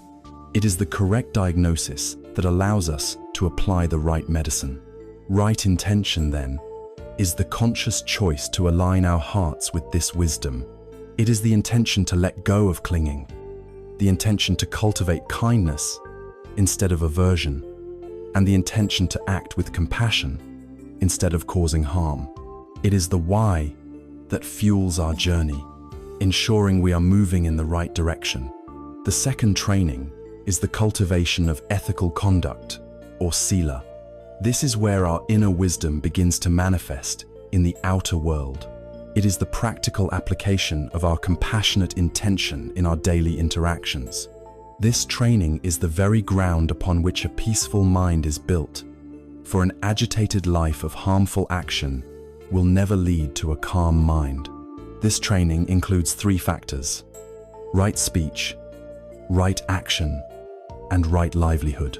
Right speech means speaking truthfully, avoiding gossip and divisive language, refraining from harsh words, and choosing speech that is kind, helpful, and healing. Right action means abstaining from harming living beings, from taking what is not given, and from sexual misconduct. It is the commitment to move through the world with a gentle, harmless presence. And right livelihood means engaging in work that does not cause harm to oneself or others. Work that is, ideally, helpful and aligned with one's ethical values. Cultivating sila creates a life free from remorse and guilt, which is an essential condition for deep peace and restful sleep. The third training is the development of mental discipline, or samadhi. This is the gymnasium of the mind, the direct, hands-on work of training our attention and transforming our inner landscape. This is where we develop the strength and stability of mind necessary to sustain our wisdom and our ethical conduct. This training includes the final 3 factors: right effort, right mindfulness, and right concentration. Right effort is the balanced, intelligent energy we apply to the practice, the gentle persistence required to let go of unwholesome states of mind, like anger and anxiety, and to cultivate wholesome states, like kindness and calm. Right mindfulness is the heart of the entire practice. It is the moment-to-moment, non-judgmental awareness of our body, our feelings, our mind, and the world around us. It is the quality of being fully present for our life as it unfolds. And right concentration is the result of this sustained practice. It is the ability of the mind to become unified, still, and powerfully focused, leading to states of profound tranquility and deep insight. It is crucial to understand that these are not 8 separate steps to be completed in a linear sequence. Like climbing a ladder, they are more like the strands of a single strong cable, each strand woven together and supporting all the others. They are to be cultivated simultaneously. For example, your right view gives you the understanding of why practicing right mindfulness is so important. As you practice right mindfulness, your direct experience deepens your right view. As you practice right speech and right action, you create a life free of guilt, which makes it much easier for your mind to become calm and achieve right concentration. As your mind becomes more concentrated, you see the subtle workings of craving more clearly, which perfects your right view and strengthens your right intention to let go. Each part of the path enriches and enables every other part in a beautiful, upward spiral of development. The entire spirit of this path is captured in the principle of the middle way. Before his enlightenment, the Buddha spent years practicing extreme forms of self-denial and asceticism, starving his body and pushing himself to the limits of physical endurance, believing this would lead to liberation. He found that it only led to a weakened body and a frustrated mind. He had also in his earlier life as a prince, experienced the other extreme, a life of complete indulgence in every possible sensual pleasure. He saw that this path only led to a scattered mind, deeper craving, and a subtle sense of emptiness. The wisdom he discovered was that neither of these extremes leads to peace. The path to freedom is a middle way. He once illustrated this perfectly in a teaching given to a monk named Sona, who had been a skilled lute player as a layman. Sona was practicing with such ferocious, grim intensity that he was becoming discouraged. The Buddha asked him, "Sona, when you were a musician, if the strings of your lute were tuned too tightly, would it produce a pleasant and harmonious sound?" Sona replied, "No, Lord." The Buddha asked, "And if the strings were tuned too loosely, would it produce a pleasant and harmonious sound?" "No, Lord," Sona said again. "But if the strings were tuned not too tightly and not too loosely, but balanced just right, would it produce a beautiful sound?" "Yes, Lord," Sona answered. The Buddha then concluded, "In the same way, Sona, energy that is stretched too tight leads to restlessness, and energy that is too slack leads to laziness. Therefore, cultivate a balanced energy, find the middle way, and make that your aim." This noble eightfold path is that perfectly tuned instrument. It avoids the harsh, self-punishing tightness of asceticism and the slack, heedless indulgence of materialism. It is a path of wisdom, balance, and compassionate, skillful effort. It is a path that you can walk in your ordinary life, starting right now. It is a complete guide to retraining your mind and heart, leading you away from the shores of confusion and anxiety, and carrying you steadily toward the other shore of profound peace and freedom. In the sections to follow, we will begin to walk this path together, exploring how to cultivate each of these essential qualities in our daily lives, beginning with the very seed of all our actions, the quality of our intention, the garden of our own mind. As we begin to walk the Noble Eightfold Path, we start not with our actions in the world, but in the silent, fertile ground of our own mind. For every word we speak, every action we take, is preceded by a thought, a subtle inclination of the heart, a seed of intention. This is the second factor of the path, right intention, or samma sankappa. If right view is the map that shows us the landscape of reality, right intention is the compass that we consciously set, determining the direction in which we will travel. It is the gentle art of becoming the gardener of our own mind, learning to distinguish the wholesome seeds of peace from the weeds of suffering, and choosing, with wisdom and care, which ones we will water. Our minds, left to their own devices, will often follow old, habitual pathways carved by years of conditioning. These pathways are often those of craving, aversion, and delusion. Right intention is the conscious and deliberate effort to steer the mind onto a new path, a path that leads away from struggle and towards freedom. The Buddha identified 3 specific facets of this wholesome intention, each one acting as a direct antidote to the primary poisons of the mind. The first facet is the intention of renunciation, or nekama. This is the direct counterforce to the thirst of tanha, the craving that we have identified as the root of our dukkha. Now, the word renunciation can sound severe, conjuring images of giving up all worldly pleasures and retreating from life. But in this context, for us, it points to a much deeper and more practical inner freedom. It is the intention to let go. It is the gentle releasing of our tight-fisted grip on things, people, and outcomes. It is the renunciation of our attachment to our obsessive thoughts, the endless loops of worry and planning that plague our minds at night. It is the turning away from the complex world of wanting more and turning towards the simple peace of being content with what is. When a wave of anxiety about the future washes over you, the intention of renunciation is the quiet whisper that says, "May I let go of needing to control this. May I find peace in uncertainty." When you find yourself replaying an old hurt, it is the intention that says, "May I release this burden. I no longer need to carry it." It is a profound commitment to inner simplicity and freedom from the tyranny of wanting. The second facet is the intention of loving kindness, or avyapada. This is the luminous antidote to the poison of ill will, anger, frustration, resentment, and irritation. It is the sincere and heartfelt wish for the well-being and happiness of all beings, starting with yourself.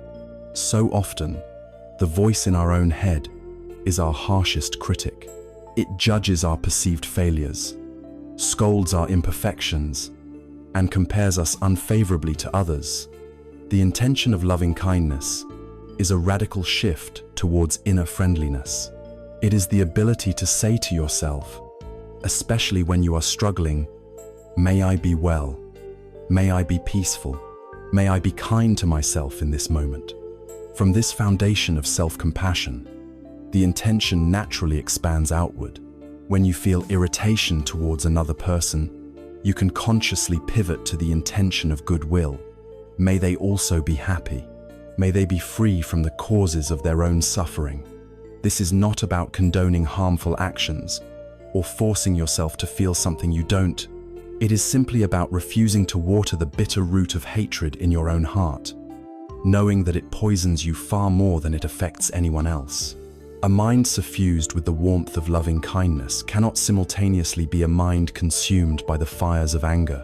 The third facet is the intention of non-harming, or avihimsa.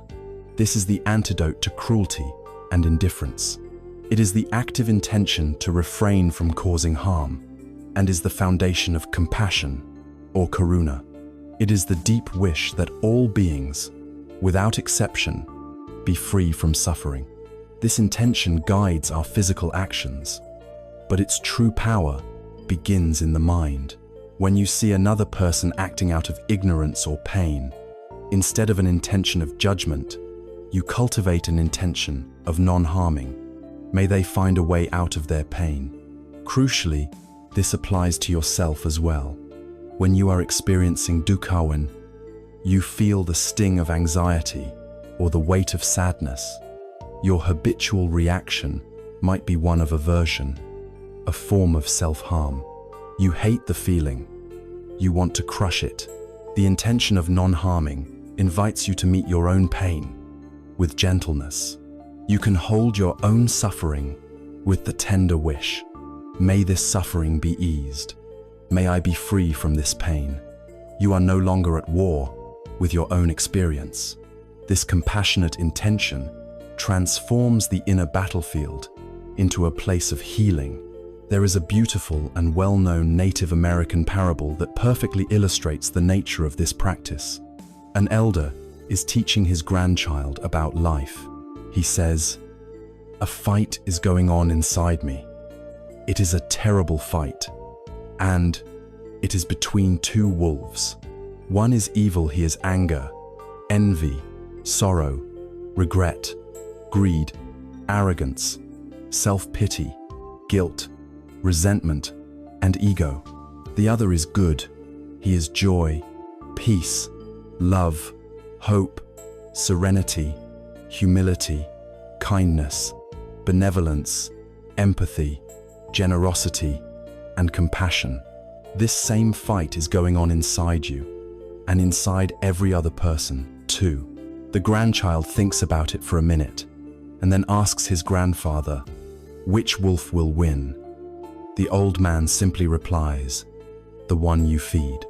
Right intention is the practice of consciously choosing which wolf to feed. Our thoughts are the food. Every time we indulge in a spiral of worried thoughts, we feed the wolf of fear. Every time we chew on an old resentment, we feed the wolf of anger. Every time we compare ourselves to others, we feed the wolf of envy. Left on autopilot, our mind will often feed the wolf that is strongest by habit. The practice is to become mindful of what is happening in our mind and to make a different choice. When you notice you are feeding the dark wolf, you can gently, without scolding yourself, withdraw the food and begin to offer it to the wolf of light. You consciously introduce a thought of letting go, a thought of kindness, a thought of compassion. This is the daily, moment-to-moment practice of mental hygiene. It is the work of tending the garden. You can make this a proactive practice. Upon waking in the morning, before you even get out of bed, you can set your intention for the day. It can be very simple. Today, may my intention be one of patience. Or, today, may I meet whatever arises with kindness. This simple act primes the mind, setting an inner compass that will guide you through the complexities of the day. Before entering a difficult conversation, you can pause for a moment and set an intention. May I listen with an open heart. May my intention be to understand, not to win. This small pause can radically change the entire dynamic of the interaction. Ultimately, the quality of our life is determined by the quality of our mind. A mind filled with intentions of grasping, ill will, and harm is a mind that is agitated, contracted, and fearful. It is a mind that cannot find rest. It is a mind that will struggle to sleep because it is constantly at war with itself and the world. In contrast, a mind that is consciously cultivated with the intentions of letting go, of loving kindness, and of compassion is a mind that is spacious, soft, and resilient. It is a mind that can hold the challenges of life with grace. It is a mind that feels like a safe and welcoming home. And when the time comes for rest, it is a mind that knows how to put down its burdens, release the day, and surrender to the healing balm of a peaceful sleep. Having set our compass with these wholesome intentions, we now turn to how these intentions translate into our engagement with the world, beginning with one of our most powerful and creative tools, the words we speak. From the fertile ground of right intention, the first shoot that breaks through into the world is our speech. Words are the most frequent and powerful way we connect with others and express our inner state. They can be medicine that heals, soothes, and inspires, or they can be weapons that wound, divide, and poison. The practice of right speech, or samma vacha, is the art of learning to use this incredible power with wisdom, mindfulness, and compassion. It is the first of the 3 trainings in ethical conduct, or sila, because our words are the primary bridge between our inner life and our outer world. A mind that seeks peace must learn to speak a peaceful language, for the quality of our speech has a profound and immediate impact on the quality of our own mind. The Buddha laid out this practice in 4 clear and practical guidelines, each one an invitation to bring more mindfulness and kindness into our daily interactions. The first is to abstain from false speech. At its most basic level, this means not telling lies. When we are dishonest, we create a split within ourselves. One part of our mind has to constantly work to maintain the fabrication, to remember the details of the lie, and to manage the fear of being discovered. This requires an enormous amount of mental energy and creates a background hum of anxiety and inauthenticity. A mind that is lying is a mind that is divided and at war with itself. It can never be truly at ease. To commit to truthful speech is to commit to a life of simplicity and integrity. It is to create a mind that is transparent, clear, and free from the heavy burden of deception. This practice also extends to more subtle forms of dishonesty, like exaggeration to make ourselves look better, or flattery that we do not mean. Right speech is about aligning our words with reality, creating a foundation of trust both with others and, most importantly, with ourselves. The second guideline is to abstain from slanderous or divisive speech. This is speech that is intended to set one person against another, to damage someone's reputation, or to create disharmony within a group. It is the poison of gossip, the venom of malicious rumors, and the destructive energy of speaking ill of others behind their backs. In our modern world, this practice is more relevant than ever, as the anonymity of the internet often encourages a culture of slander and division. When we engage in such speech, we are not only harming others, we are polluting our own minds. We are filling our consciousness with judgment, negativity, and suspicion. We are training our minds to see the worst in people and to focus on conflict. The antidote is to consciously cultivate speech that unites, that encourages harmony, and that looks for the good in others. It is the intention to use our words to build bridges, not walls. The third aspect of right speech is to abstain from harsh speech. This includes obvious forms like yelling, insulting, and cursing at others. But it also includes the more subtle violence of cruel sarcasm, biting criticism, and words spoken with a tone of contempt. Harsh words are like stones thrown at another person. They can inflict deep and lasting wounds. But again, the practice is primarily for our own benefit. When we speak from a place of anger, our own body is flooded with the stress hormones of the fight or flight response. Our heart races, our muscles tense, and our mind is consumed by the fire of aversion. We are the first victim of our own anger. Right speech invites us to practice a sacred pause. When the impulse to speak harshly arises, we can learn to recognize it, to take a breath, and to allow the wave of anger to pass without being carried away by it. In that pause, we create the space to choose a wiser, kinder, and more helpful response. The fourth and most subtle guideline is to abstain from idle chatter. This refers to speech that is aimless, pointless, and frivolous. It is the constant stream of chatter that fills so much of our days, but serves no real purpose. It can be a way of avoiding silence, of distracting ourselves from our own thoughts and feelings. Gossip is a particularly toxic form of idle chatter, as it combines pointlessness with the potential for harm. While friendly conversation is a joy of life, a mind that is constantly engaged in idle chatter is like a leaky bucket. It cannot hold any depth of concentration or peace. It is a mind that is perpetually scattered and distracted. To practice this aspect of right speech is not to become cold or aloof, but to learn to value the power of silence. It is to choose our words with care, speaking when we have something meaningful and beneficial to say, and being comfortable with quiet when we do not. This practice conserves our mental energy and allows the mind to become more settled, clear, and profound. One of the most powerful stories about right speech concerns the Buddha's own response to harsh language. A man once came to him and began to insult him with a long stream of angry and abusive words. The Buddha listened patiently and silently until the man had finished. Then he asked him a simple question. "Sir, if you bring a gift to someone, and that person does not accept your gift, to whom does the gift then belong?" The man, surprised, replied, "Well, it would belong to me, of course." The Buddha then said, with great calm, "So it is with your anger. You have come here and offered me these insults and curses as a gift. I do not accept them."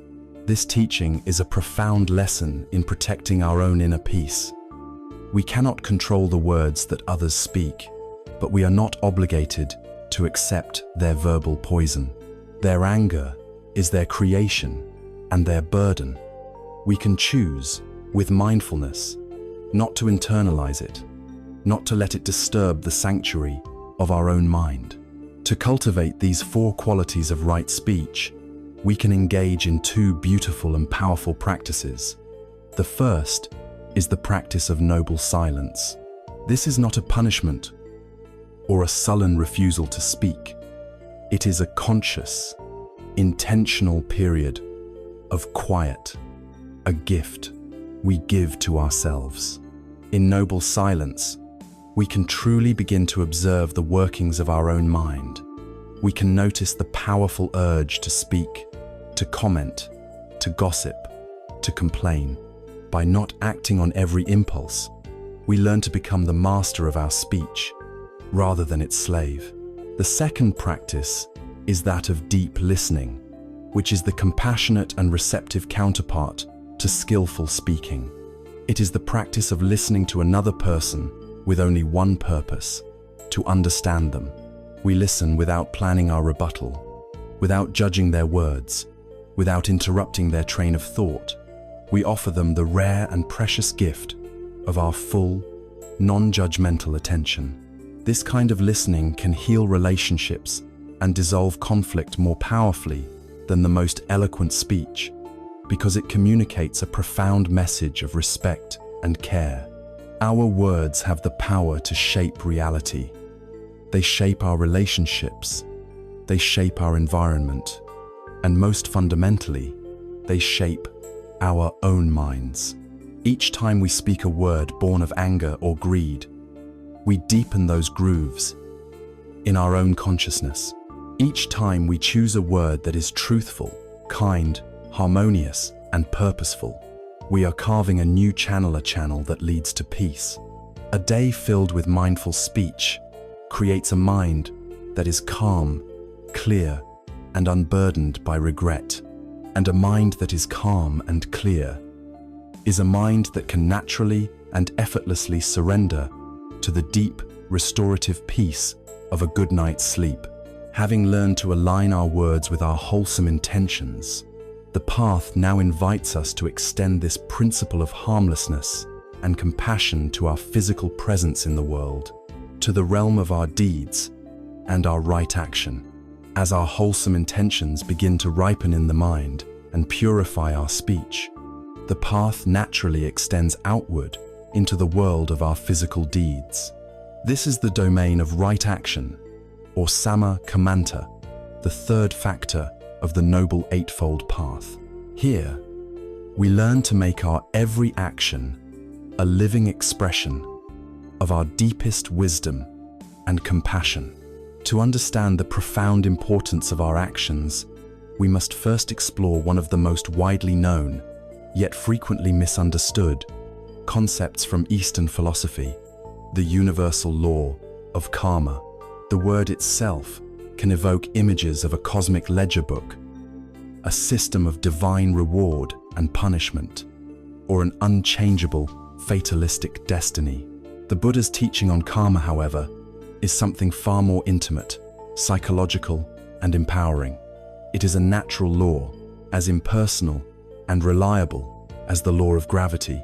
It is the law of cause and effect applied to our inner world, and understanding it is the key to liberating ourselves from the cycles of anxiety and creating a life of genuine peace. At its heart, the law of karma is simple.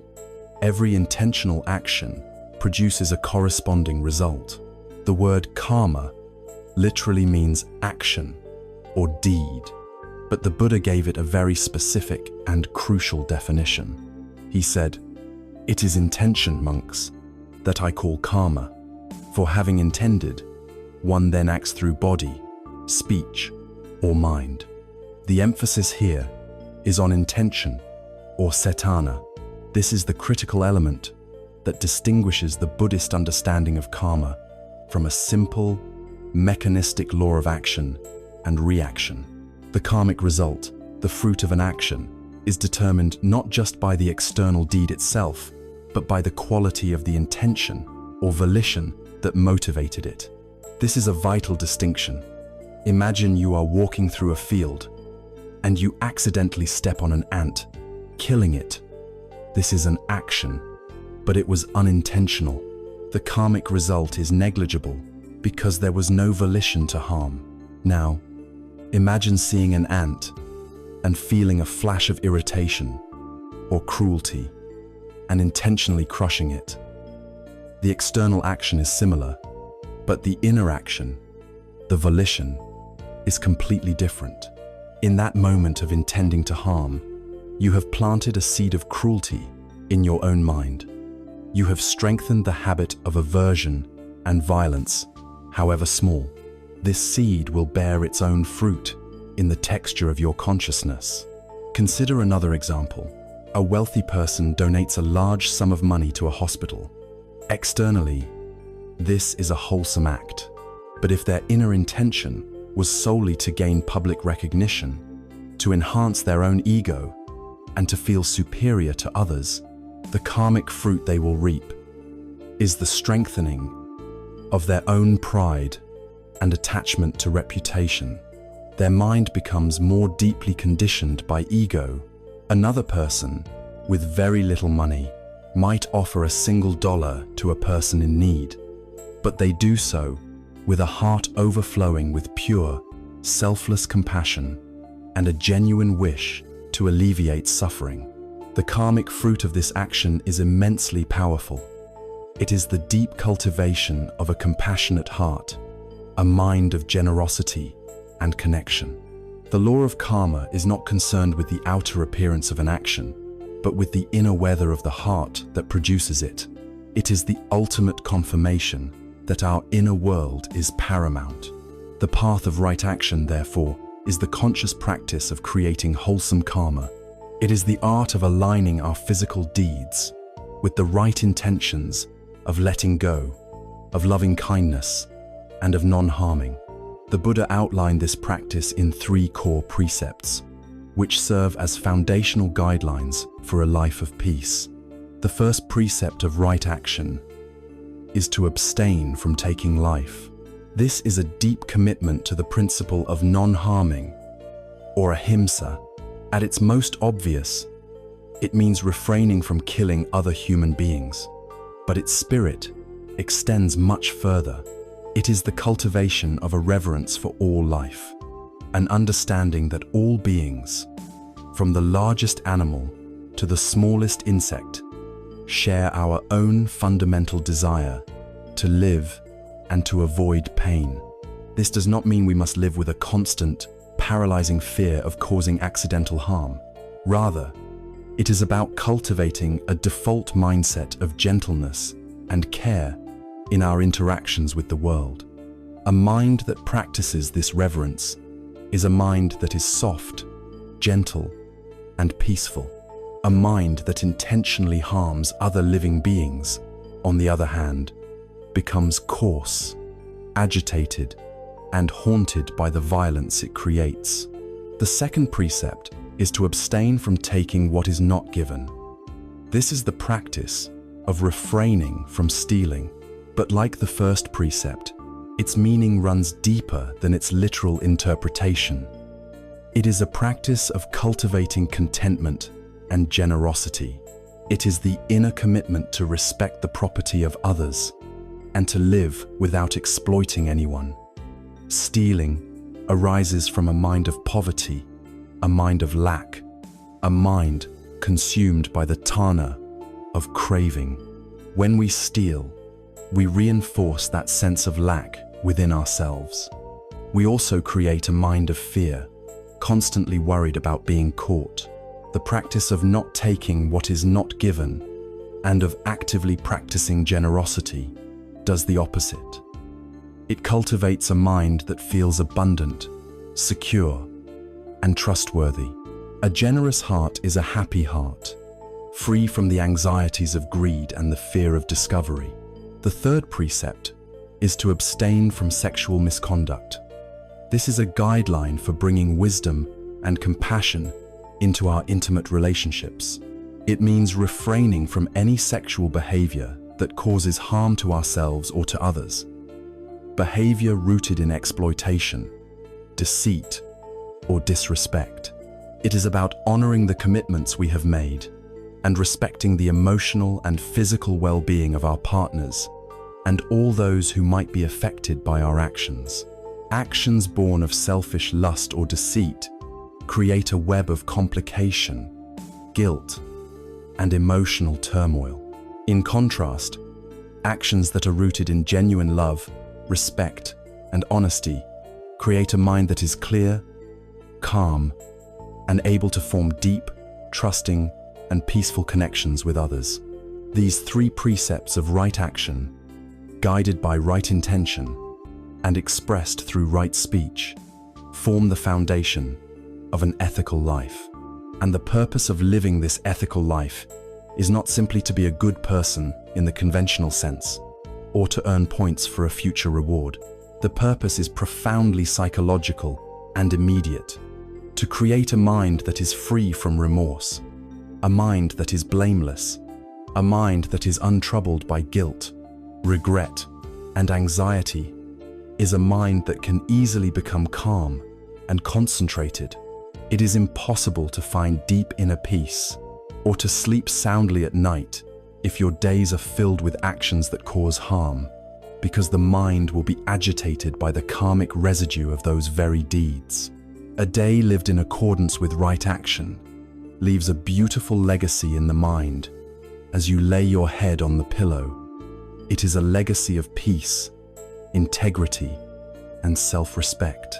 This inner clarity is the perfect soil for a restful night. The law of karma works primarily through the mechanism of habit.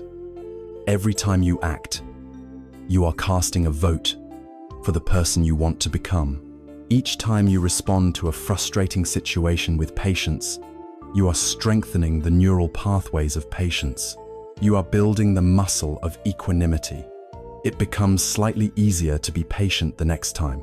Each time you react with a flash of anger, you are reinforcing the habit of anger, making it your default response.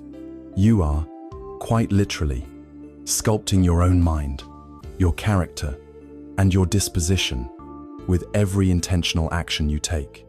This is not fate. This is self-creation. Furthermore, these karmic habits become the very lens through which you perceive the world. A person who consistently cultivates actions of generosity and kindness will start to notice the goodness in others more readily. They will tend to trust people more and feel a greater sense of connection and safety in the world. Their world literally becomes a friendlier place. A person who engages in actions of deceit and suspicion will, in turn, see the world as a threatening place where no one can be trusted. Their perception of reality is a direct reflection of the seeds they have planted in their own mind. We do not just get what we want from the world, we get who we are. Our karma paints our reality. The most hopeful aspect of this teaching is that karma is not a deterministic prison.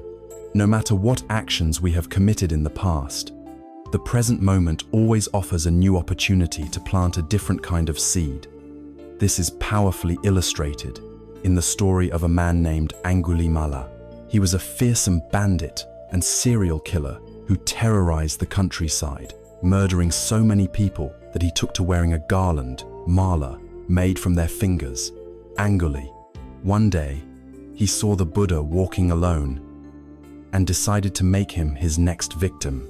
He drew his sword and began to run. But despite running as fast as he could not catch up to the Buddha, who was just walking at a normal pace. Exhausted and confused, Angulimala shouted, "Stop, monk, stop!" The Buddha, without breaking his stride, turned and said, "I have stopped, Angulimala. It is you who have not stopped." These words struck Angulimala like a bolt of lightning. He understood at once that the Buddha was not talking about physical movement, but about the relentless, violent momentum of his own harmful karma. The Buddha had stopped causing harm. Angulimala had not. Overcome with remorse and inspired by the Buddha's fearless calm, Angulimala threw down his weapons and asked to become a monk. He was accepted into the community, where he practiced with incredible diligence. His past, however, did not simply disappear. When he would walk for alms, people who recognized him would throw stones and refuse him food. He bore these attacks with incredible patience, understanding them as the inevitable fruit of his past actions. Through his dedicated practice of cultivating wholesome actions of body, speech, and mind in the present, he eventually purified his mind so completely that he became an arahant, a fully enlightened being, completely free from suffering. The story of Angulimala is the ultimate message of hope. It teaches us that no matter how dark our past, no matter how much suffering we have caused for ourselves and others, the power of a single moment of wholesome intention is immense. We are not defined by our past karma. We are defined by our present choices. In every moment, we have the freedom to stop planting the seeds of anxiety, regret, and fear. In every moment, we can choose to plant the seeds of kindness, generosity, and peace. Karma is not a sentence, but an opportunity. It is the radical and liberating truth that the key to our own happiness, our own peace, and our own liberation is held firmly in this and every moment, in our own hands. As we learn to align our intentions and actions with the path of peace, we discover that while abstaining from harm is the foundation, it is not the entire structure. A life of true peace is not built merely on the absence of the negative, but on the active and joyful cultivation of the positive. We are now invited to plant the most beautiful and powerful seed in the garden of the mind, a seed whose flower is a profound sense of connection, safety, and warmth. This is the practice of metta bhavana. The Pali word metta translates as loving kindness, unconditional friendliness, or goodwill. Bhavana means to cultivate or to develop. This practice, then, is the conscious cultivation of a heart of universal, boundless friendliness, and it is one of the most direct and potent medicines for the modern ailments of loneliness, anger, and fear. So much of the anxiety that keeps us awake at night stems from a feeling of separation and threat.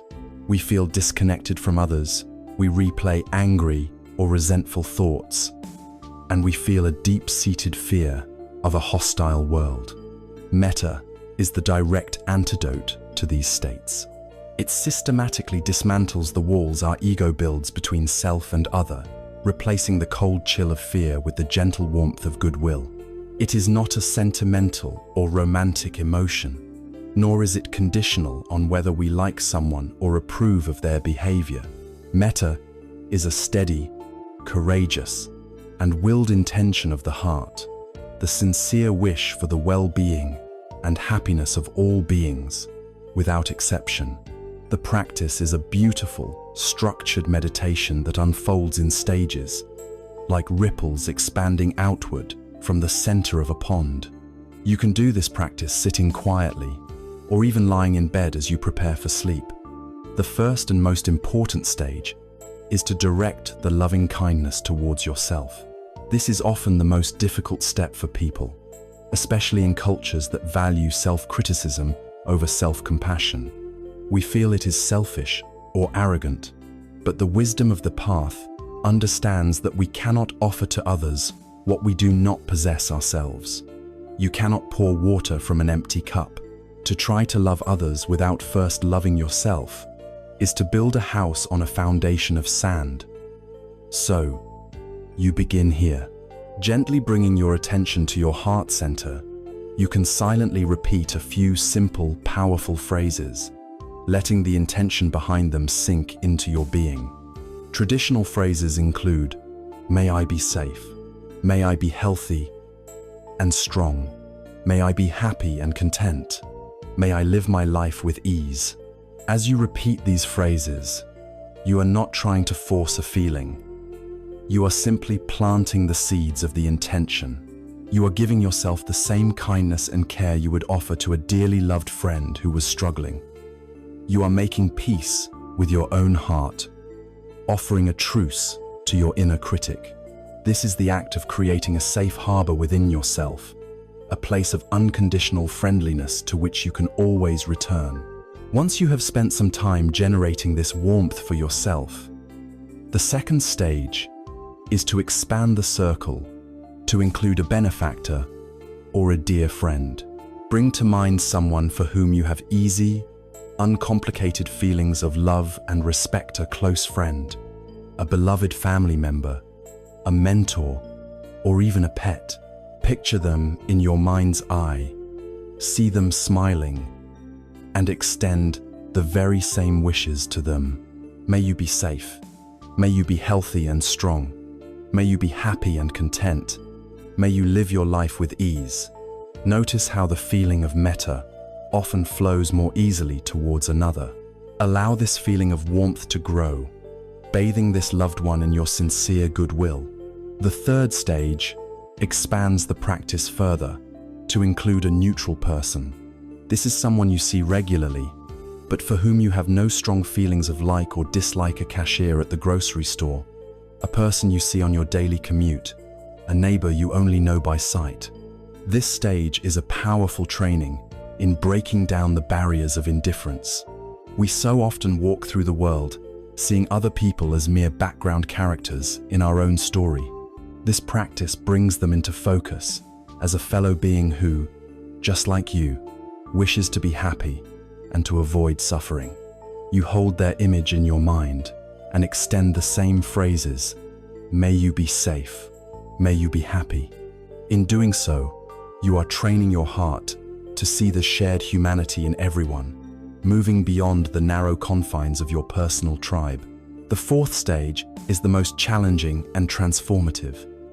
Here, you are invited to bring to mind a difficult person, someone with whom you have a conflict or who causes you irritation. It is wise to start with someone only mildly difficult, not the source of your deepest trauma. The purpose here is not to condone their harmful actions or to force yourself to forgive them. The purpose is to liberate yourself. Holding on to anger and resentment is like holding a hot coal in your hand with the intention of throwing it at someone else. You are the one who gets burned. Sending metta to a difficult person is the act of opening your own hand and dropping the hot coal. It is a profound act of self-care. With as much sincerity as you can muster, you extend the wish: just as I wish to be free from suffering, may you also be free from the suffering that causes you to act in this way. May you find peace. This practice can begin to untie the tightest knots of anger in our heart, freeing up immense amounts of mental energy. Finally, the practice becomes boundless. You allow the feeling of loving kindness to radiate out from your heart in all directions: front, back, left, right, above, and below. You extend it to all beings in your home, your city, your country, to all beings on the planet, human and animal, big and small, seen and unseen. You wish for the well-being of friends, neutral people, and difficult people alike. You suffuse the entire world with your heart's intention for peace and happiness. In this final stage, the heart breaks its chains, and you experience a profound sense of connection with all of life, dissolving the painful illusion of a separate, isolated self. The power of metta is beautifully illustrated in the story of the Buddha and the raging elephant Nalagiri. The Buddha's jealous cousin, Devadatta, conspired to assassinate him by getting the palace elephant, Nalagiri, furiously drunk and letting him loose on the narrow street where the Buddha was walking. The elephant charged, trumpeting with rage, ready to kill. The Buddha's followers panicked, but he remained perfectly calm and still. He did not run or raise a weapon. Instead, he faced the oncoming beast and radiated a powerful, boundless field of pure metta. The ancient texts say that as the enraged elephant entered this immense field of loving kindness, its murderous fury simply dissolved. The mighty beast slowed, grew calm, and walked peacefully to the Buddha, kneeling before him. The story illustrates a profound truth. Metta has the power to tame the most ferocious violence, both in the world and, more importantly, within our own hearts. The raging elephant is our own anger, our own fear, our own self-hatred. Metta is the force that can disarm it with its gentle, unshakable strength. For those of us who struggle with sleep, the practice of metta is a direct and powerful remedy. The thoughts that so often keep us awake are born of the poisons that metta heals.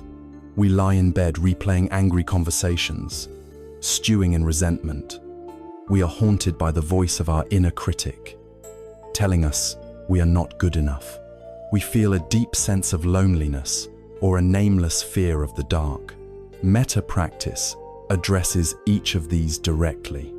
As you lie in bed, you can gently begin the practice. Offer kindness to yourself, soothing the harsh inner critic. Extend goodwill to those with whom you are in conflict, dropping the hot coal of your anger. Radiate a sense of connection to all beings, dissolving your feeling of loneliness. You are consciously replacing the mental patterns of anxiety and agitation with patterns of safety, connection, and peace. You are turning your own mind into the safest, most comfortable place in the universe. And in such a sanctuary, rest is no longer a battle to be won, but a gentle surrender that comes naturally. As the warm, unconditional friendliness of metta begins to permeate our heart, a new capacity begins to dawn within us. Our heart, now softer and more open, becomes sensitive not only to the potential for happiness, but also to the reality of pain. When a heart cultivated in loving kindness encounters suffering, either in ourselves or in others, its quality transforms. The gentle warmth of metta evolves into the active, trembling resonance of karuna, or compassion. If metta is the wish for all beings to be happy, karuna is the heartfelt wish for all beings to be free from their suffering. It is the quivering of the heart in the face of pain, a deep empathy that is not pity, but a profound recognition of our shared vulnerability in this human experience. It is the courage to move towards suffering, rather than turning away, with the intention to soothe and to heal. It is essential to distinguish compassion from what is often called idiot compassion or pity. Pity often contains a subtle sense of superiority, of looking down from a safe distance at the misfortune of another. Compassion, in contrast, arises from a sense of equality. It is the recognition that this person's suffering is not different from my own. I too know what it is to feel pain, to feel fear, to feel grief. It is a connection between hearts, a shared humanity that dissolves the illusion of separation. It does not say, "Oh, you poor thing." It says, "I am here with you in this." This courageous willingness to be with suffering is one of the most healing forces in the universe. For many of us, the most difficult place to apply this compassion is within ourselves. We are often our own worst enemies, especially when we are in pain. When we fail, when we are sick, when we are overcome by anxiety or sadness, the voice of our inner critic often becomes its loudest and cruelest. It tells us we are weak, that we should be over it by now, that we are to blame for our own suffering. The practice of self-compassion is the radical act of learning to treat ourselves with the same kindness and care that we would offer to a dear friend who was going through a difficult time. It is the practice of turning the gentle energy of karuna inward. We can understand self-compassion as having three core components. The first is self-kindness, which is the clear opposite of self-judgment. It means being gentle and understanding with ourselves when we are struggling, rather than berating ourselves for our imperfections. It is the soothing inner voice that says, This is really hard right now. It's okay to feel this way. The second component is a recognition of our common humanity, which is the antidote to isolation. Often, when we suffer, we feel that we are the only ones. We feel flawed and cut off from the rest of the world. Self-compassion reminds us that suffering, failure, and imperfection are part of the shared human experience. To be human is to be vulnerable. This recognition transforms our pain from a source of shame into a bridge of connection with all of humanity. The third component is mindfulness. This is the ability to hold our painful thoughts and feelings in a balanced, aware state, without either suppressing them or becoming completely lost in them. We can acknowledge our pain without letting it become our entire identity. When we are unable to sleep at night, it is often because we are at war with ourselves. We are fighting our anxiety, hating our restless mind, and judging ourselves for not being able to simply switch off. Self-compassion offers a revolutionary alternative. Instead of fighting, we can soften. We can place a hand on our heart and feel the frantic energy there. We can offer ourselves words of kindness. I know you are struggling right now. This feeling of anxiety is painful. May I be kind to myself. May this suffering be eased. In doing so, we are no longer shooting the second arrow of self-judgment. We are tending to the wound of the first arrow with the gentle balm of our own care. This act of inner kindness directly soothes the nervous system, signaling to the body that it is safe, that the internal war is over, and that it is finally okay to rest. This courageous act of turning towards pain, rather than resisting it, has the power to transform it. Our habitual reaction to any form of dukkha is aversion. We push it away. We distract ourselves. We numb it. This resistance, however, only makes the suffering stronger. It is like trying to fight a monster in the dark. Our struggle gives it more power and makes it seem more terrifying. Compassion is the act of turning on a gentle light. It is the willingness to sit with the difficult feeling, to allow it to be there without needing it to immediately go away. Imagine your pain is a frightened child, crying in a locked room inside you. Resistance is pounding on the door, demanding that it be quiet. Compassion is finding the key, opening the door, sitting down on the floor, and simply being with the crying child, offering your silent, comforting presence until the tears subside. When we meet our pain with this kind of acceptance, it loses its terrifying grip on us. We see it for what it is, a temporary flow of energy and sensation that can be held in the vast, loving space of our awareness. There is a poignant and beautiful story from the Buddhist tradition that perfectly illustrates how personal suffering can be a doorway to universal compassion. A young woman named Kisa Gotami had an infant son whom she adored. But one day, the child fell ill and died. Consumed by an unbearable grief, she refused to accept his death. She picked up his small body and wandered through her village, going from door to door, desperately begging for medicine that could bring her son back to life. Some people mocked her, others pitied her, but no one could help her. Finally, a wise old man, seeing her profound distress, told her, "I cannot give you medicine for your child, but I know a physician who can. Go to the Buddha." Kisa Gotami ran to the Buddha and pleaded with him to perform a miracle. The Buddha looked at her with immense compassion and said, "There is only one thing that can help you. Go back into the village and bring me a single mustard seed from a house where no one and no child, no spouse, no parent, no servantess ever died." Filled with a surge of hope, Kisa Gotami began her search. She went to the first house, and the people there were happy to give her a mustard seed. But when she asked if anyone in their family had ever died, they replied, "Alas, the living are few, but the dead are many." We lost our beloved father just last year. She went to the next house, and the next, and the next. At every single door, the story was the same. Everyone was willing to help, but every single family had been touched by the sorrow of death. As she went from house to house, listening to their stories of loss, something profound began to shift within her. Her sharp, isolating, personal grief began to soften and expand. She realized that what she thought was her unique and unbearable tragedy was, in fact, the universal condition of all life.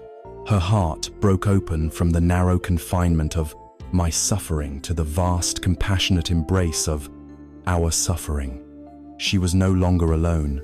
She returned to the Buddha, not with a mustard seed, but with a heart transformed by wisdom. She had found the medicine not for her son, but for herself. This is the power of karuna. It takes our personal pain, which can feel so isolating, and reveals it to be a bridge to everyone else who has ever suffered. It is the deep recognition of our shared humanity. However, a question can arise. If we open ourselves to all the suffering in the world, won't we be crushed by it? This is a valid concern, and it points to the importance of balancing compassion with wisdom and equanimity. True compassion is not about drowning in the sea of suffering alongside others. It is about learning to be a calm and stable presence on the shore, ready to offer a hand, while knowing that we cannot stop all the waves. It includes compassion for ourselves, which means recognizing our limits and practicing self-care so that we do not burn out. By cultivating karuna, we develop a heart that is no longer afraid of pain. We learn to hold our own difficulties and the difficulties of others with a tender and courageous strength. When the anxieties of the night arise, we can meet them not with resistance, but with the gentle embrace of a compassionate friend. In doing so, we create the ultimate conditions for healing and for peace. Having learned to meet sorrow with a trembling and open heart, the path now invites us to explore the other side of the emotional spectrum. How do we meet happiness and good fortune, both our own and that of others, with an equally open heart? This leads us to the luminous practice of sympathetic joy. After learning to meet suffering with the tender heart of compassion, the path now invites us to cultivate its luminous counterpart, the ability to rejoice in happiness and good fortune, wherever we may find it. This is the practice of mudita, which translates as sympathetic or appreciative joy. It is the third of the 4 divine abodes, or Brahmaviharas, and in many ways, it is one of the most challenging and radical practices for the modern mind.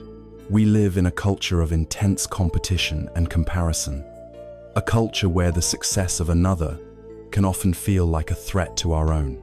Mudita offers a direct and liberating antidote to the poison of envy, jealousy, and comparison, transforming a contracted and bitter heart into one that is spacious, generous, and filled with a boundless source of joy. At its core, envy comes from a deep-seated belief in scarcity. It is the painful feeling that happiness is a limited resource, that there is only so much to go around. From this perspective, if someone else gets a large slice of the pie, it means there is less left for us. This belief system creates a zero-sum game where we can only feel good when we are winning or when others are losing. This is a profound source of dukkha, a state of inner poverty that keeps the mind agitated, resentful, and perpetually dissatisfied. It is a lonely and exhausting way to live, constantly measuring our own worth against the curated highlight reels of other people's lives. Mudita is the radical declaration that this entire belief system is false. It is the wisdom that understands that joy is not a limited commodity. It is an infinite and renewable resource. The happiness of another person does not diminish our own. In fact, through the practice of mudita, it can become a direct source of our own happiness. We learn to delight in the successes, the good fortune, and the simple joys of others, as if they were our own. Consider the mathematics of this. If you only allow yourself to feel joy when something good happens directly to you, your opportunities for happiness will be relatively few and far between. Your joy becomes a rare and special event. But if you train your heart to feel joy when a friend gets a new job, when a colleague receives praise, when a family member succeeds in a personal goal, when you see strangers laughing together in a park, then your opportunities for joy become almost limitless. The entire world becomes a field for harvesting happiness. 1,000 small moments of goodness that happen to others every day become fuel for your own joyful heart. This is not a naive or sentimental practice. It is a profoundly skillful strategy for cultivating a resilient and happy mind. The capacity for mudita is already within you. Its purest and most natural form can be seen in the love a parent has for their child. Imagine a father watching his young daughter learn to ride a bicycle for the first time. She wobbles, she struggles, and then suddenly she finds her balance and rides off on her own, her face alight with pure, uninhibited delight. In that moment, the father's heart swells with a joy that is completely unselfish. He is not getting anything tangible. His happiness is a direct reflection of his child's happiness. He delights in her delight. This is mudita. The practice of mudita meditation is simply the conscious effort to expand this natural capacity, to learn to feel this parental delight for our friends, our neighbors, and eventually for all living beings. The practice can be simple. The next time you hear good news from someone or see something wonderful happen to another person, pause for a moment. Notice your own initial reaction. If the first flicker is one of envy or comparison, simply acknowledge it gently and without judgment. Ah, there is envy. Then, consciously shift your attention. Try to imagine how that person must be feeling. Try to connect with their happiness. Let their good fortune be a reason for you to smile. You can silently offer them the wish. May your happiness and good fortune continue. May your joy not diminish. This simple act of redirecting the mind begins to weaken the old, ingrained habit of envy and strengthen the new, wholesome habit of appreciative joy. This practice of finding joy also extends beyond rejoicing for others. It becomes a general capacity to appreciate the wholesome and beautiful aspects of life that are always available to us, but often overlooked. It is the opposite of the frantic, restless search for intense sensory pleasure that is driven by kama tanha. Instead of needing a huge thrill to feel alive, we learn to find a deep and satisfying joy in simple things. It is the mudita of seeing a beautiful sunset, of hearing a bird sing outside our window, of feeling the warmth of the sun on our skin. It is the joy that arises from witnessing an act of kindness, from appreciating a piece of art, or from reading a line of beautiful poetry. By tuning our minds to these subtle frequencies of happiness, we become less dependent on external conditions for our well-being. We learn that the world is rich with sources of gentle, wholesome joy, if only we have the sensitivity to notice them. As we deepen our practice of meditation, we can also discover a source of joy that is even more profound and reliable. As the mind settles down through practices like mindfulness of breathing, and the frantic energy of the monkey mind begins to subside, a natural state of bliss can arise from within. This is known in the Pali language as piti. This is not a joy that depends on any external sight, sound, or event. It is a rapture that is born of stillness, a natural byproduct of a mind that is becoming unified and pure. It can manifest in many ways: a feeling of lightness in the body, a thrilling or tingling sensation, goosebumps, or simply a deep, pervasive sense of well-being that has no apparent cause. The experience of piti is a powerful and important teaching on the path. It shows us, through direct experience, that we do not need to constantly seek happiness from the outside world. An immense wellspring of joy and bliss is available within the very landscape of our own consciousness. By learning to quiet the mind and let go of our attachments, we uncover this innate capacity for a happiness that is far more satisfying and sustainable than any fleeting sensory pleasure. Mudita, in all its forms, is the bright, uplifting quality of the heart that balances the gravity of our compassion. Karuna, compassion, allows us to be with the world's sorrow without being broken. Mudita, sympathetic joy, allows us to be with the world's happiness without feeling left out. A heart that can do both is a heart that is truly balanced and resilient.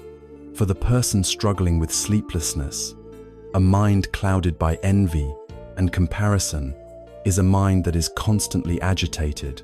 It is a mind that feels deprived and resentful, a mind that cannot rest because it is always measuring itself against others and finding itself lacking. The practice of mudita washes the mind clean of this bitterness. It creates a feeling of abundance, connection, and lightheartedness. A mind that has learned to rejoice freely is a mind that can rest easily, content in its own being, and generous in its celebration of all that is good, beautiful, and true. Having learned to open our hearts to both the sorrows and the joys of the world, we are now led to the final, culminating quality, the unshakable peace that can hold both in perfect balance.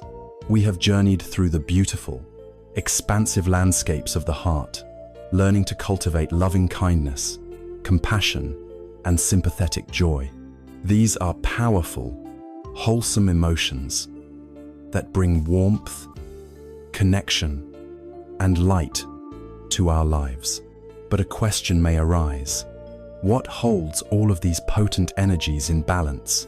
What prevents our compassion from becoming overwhelming grief, our loving kindness from turning into clinging attachment, or our joy from becoming manic excitement?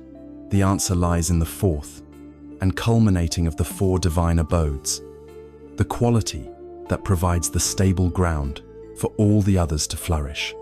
This is the practice of upekkha, or equanimity. The word equanimity can be easily misunderstood. It can sound like indifference, apathy, or a cold, stony detachment. But true upekkha is not born from a closed or uncaring heart. It is the fruit of a heart that is wide open, deeply engaged, and grounded in profound wisdom. It is the ability to see the bigger picture, to remain balanced and centered in the midst of life's ever-changing conditions. If metta, karuna, and mudita are the sails that catch the winds of life, upekkha is the deep, heavy keel that keeps the ship stable and upright, no matter how fierce the storm. Imagine a skilled and compassionate surgeon in an emergency room. A patient is brought in with a severe injury. The surgeon does not faint at the sight of blood. That would be useless overwhelm. She does not become enraged at the person who caused the accident. That would be distracting anger. She does not ignore the patient. That would be indifference. Instead, she maintains a state of calm, focused, and intense concentration. Her hands are steady, her mind is clear. She acts with immense care and precision because she is not swept away by her own emotional reactions. This stable, engaged, and wise balance is the essence of upekkha. It is a peace that is born not of caring less, but of seeing more clearly. The primary training ground for equanimity is our daily encounter with what the Buddha called the 8 worldly winds. These are the 4 pairs of opposites that constantly blow through our lives, threatening to push us off balance. They are praise and blame, success and failure, pleasure and pain, and fame and disrepute. Our untrained minds are like weather vanes, constantly spun around by these winds. When we receive praise, we are puffed up with pride. When we are met with blame or criticism, we are crushed with shame. When we experience success, we are elated and clinging. When we experience failure, we are devastated. We spend our lives frantically chasing pleasure and desperately running from pain. We are addicted to the validation of fame and terrified of the obscurity of disrepute. A life lived at the mercy of these winds is a life of constant turbulence, a roller coaster of emotional highs and lows. This inner volatility is a primary cause of restlessness and insomnia. Upekkha is the practice of finding our center in the eye of this storm. It is the deep, embodied understanding of impermanence, knowing that all these states are fleeting and unreliable sources of happiness. When praised, the equanimous mind can hear the kind words with gratitude, but it does not cling to them or let them define its self-worth. It knows that praise is just sound, and it will pass. When blamed, it can listen for any truth in the criticism without being shattered by it, knowing that blame is also just sound, and it too will pass. It learns to enjoy success without becoming arrogant, and to endure failure without falling into despair. It gradually ceases the frantic, exhausting chase for pleasure and the terrified flight from pain, learning to be with both pleasant and unpleasant sensations, with a spacious and non-reactive awareness. This is the unshakable heart. There is a classic Zen story that brilliantly illustrates the difference between a mind of agitation and a mind of equanimity. 2 monks, one senior and one junior, were on a long journey. They came to a river where the current was strong and the mud was deep. A beautiful young woman dressed in fine clothes stood at the riverbank, afraid to cross for fear of ruining her garments. Without hesitation, the senior monk walked over to her, lifted her into his arms, carried her across the turbulent water, and gently set her down on the other side. He then continued his journey. The junior monk was aghast. He was filled with judgmental thoughts. We are monks. We have taken vows not to touch a woman. This is a serious transgression. For hours, he walked behind his senior, seething in silent, self-righteous anger. His mind was a storm of agitation. Finally, unable to bear it any longer, he burst out, "Brother, I must speak. What you did back there was completely wrong. How could you break your monastic vows by touching that woman?" The senior monk looked at him with a calm, gentle expression and replied, "Brother, I left that woman back at the riverbank hours ago. Are you still carrying her?" This story reveals the heart of Upekkha. The senior monk acted with compassion, responding skillfully to the need of the moment. Then, he let the experience go completely. His mind was free. The junior monk, however, was mentally clinging to the event. He was carrying the woman in his mind for hours, tormenting himself with his own judgments, attachments, and aversions. His lack of equanimity was the source of his own profound suffering. This practice of letting it go is perhaps most needed as we prepare for sleep. As you lie in bed, the day's events begin to replay themselves. A memory of a compliment someone paid you arises, and you cling to it, replaying it to savor the good feeling. Then, a memory of a critical remark surfaces, and you push it away, wincing at the sting. A worry about a deadline tomorrow appears, and you get caught in a spiral of anxious planning. A pleasant fantasy drifts through, and you chase after it.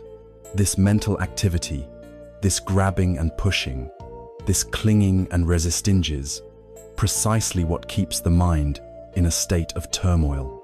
It is like constantly stirring a glass of muddy water. It will never become clear. Upekkha is the simple, yet profound, act of setting the glass down. It is the willingness to allow all the contents of the mind, the good, the bad, the pleasant, the unpleasanto, arise and pass away without your interference.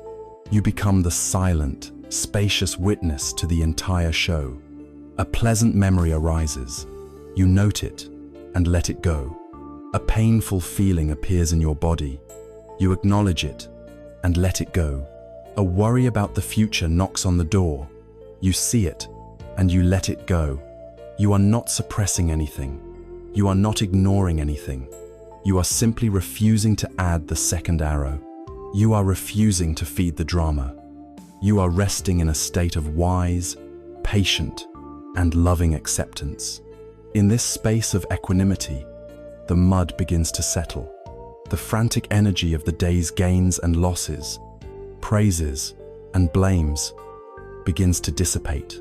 The mind's natural state of clarity and stillness begins to emerge, just as the clear water is revealed when the mud settles in the glass.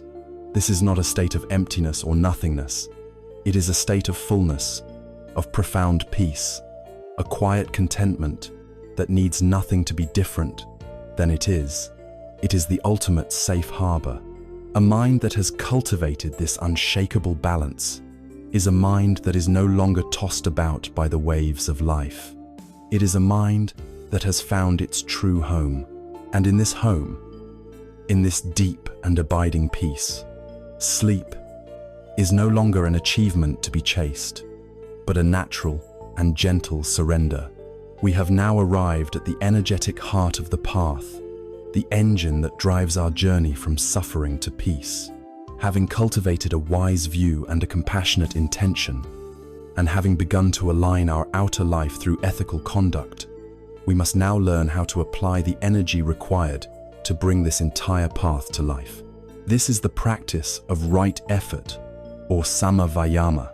The word effort itself can be misleading. For many of us, it conjures feelings of strain, struggle, stress, and grim-faced determination. We imagine effort as a battle to be won through force of will. But the effort described by the Buddha is of a very different quality. It is a wise, joyful, and balanced endeavor, an energy that is more like the steady light of the sun than the violent blast of a lightning strike. It is the middle way of energy, avoiding the two extremes that so often sabotage our quest for peace.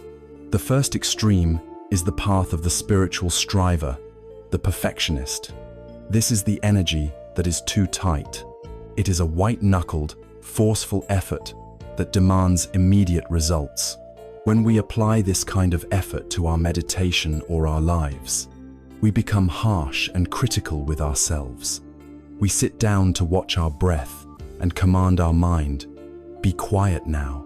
When the mind inevitably wanders, we scold it. "You're a bad meditator. You can't even do this simple thing." This approach creates more tension than it relieves. It turns the practice into another source of stress and failure, another reason to feel inadequate. It is like tuning the strings of a lute so tightly that they become shrill and eventually snap. This is not right effort. The other extreme is the path of laxity and indulgence. This is the energy that is too loose. It is a state of passivity where we simply allow our minds to drift along the old, familiar currents of habit without any conscious intention to guide them. We know that getting angry is unskillful, but we indulge in it anyway. We know that worrying obsessively is unproductive, but we let the mind spin its tales without intervention.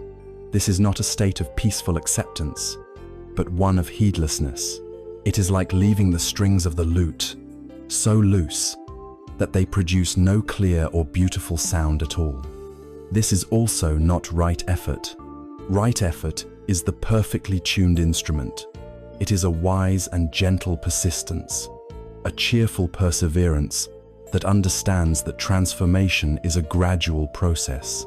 It is the kindness to forgive ourselves when we fall back into old habits and the courage to begin again. It is the steady, patient application of our awareness and intention, day by day, moment by moment. The Buddha, with his profound psychological insight, broke this practice down into 4 specific types of effort, providing a complete and practical guide for skillfully working with our own minds. These are sometimes called the 4 great efforts. The first of these is the effort to prevent unwholesome states from arising. This is the most proactive and intelligent form of effort. It is the wisdom of the wise gatekeeper who stands at the doors of the senses, the eyes, ears, nose, tongue, body, and mind, and decides what to allow in. It is the understanding that certain inputs will almost certainly lead to unwholesome states of mind. For example, you know from experience that reading political arguments on social media late at night will stir up feelings of anger and agitation, making sleep impossible. The effort of prevention is the conscious, wise choice to put the phone down an hour before bed. You know that watching a violent or frightening movie will plant seeds of fear in your mind. The effort of prevention is choosing to watch something calming or uplifting instead. You know that engaging in gossip with a particular colleague will leave you feeling cynical and unkind. The effort of prevention is skillfully steering the conversation in a more wholesome direction. This is not about hiding from the world, but about recognizing our own triggers and wisely choosing not to pour fuel on the fires of greed, hatred, and delusion. It is the simple, profound wisdom of not inviting trouble into the home of your mind in the first place. The second great effort is to abandon unwholesome states that have already arisen. Of course, we cannot be perfect gatekeepers. Despite our best efforts, the troublemakers will sometimes get in. A wave of anger, a spiral of anxiety, a pang of jealousy, or a mood of deep sadness will arise in the mind. Our habitual reaction is often one of 2 things. Either we indulge the state, letting it take over completely and acting it out, or we try to violently suppress it, pushing it down and pretending it isn't there. Right effort offers a third way, a middle path of gentle abandonment. The first step is always mindfulness. You simply recognize, without judgment, anger is present in me, or this is the feeling of anxiety. This recognition itself creates a space and lessens the state's power. The next step is not to fight the feeling, but to gently withdraw your attention from the thoughts that are feeding it. An anxious mind loves to spin stories of future catastrophe. Instead of believing and engaging with these stories, you can gently redirect your attention to a neutral anchor, like the physical sensation of your feet on the floor or the simple rhythm of your breath. Another skillful means is to apply an antidote. When the mind is consumed by the heat of resentment, you can consciously introduce a cool thought of loving kindness.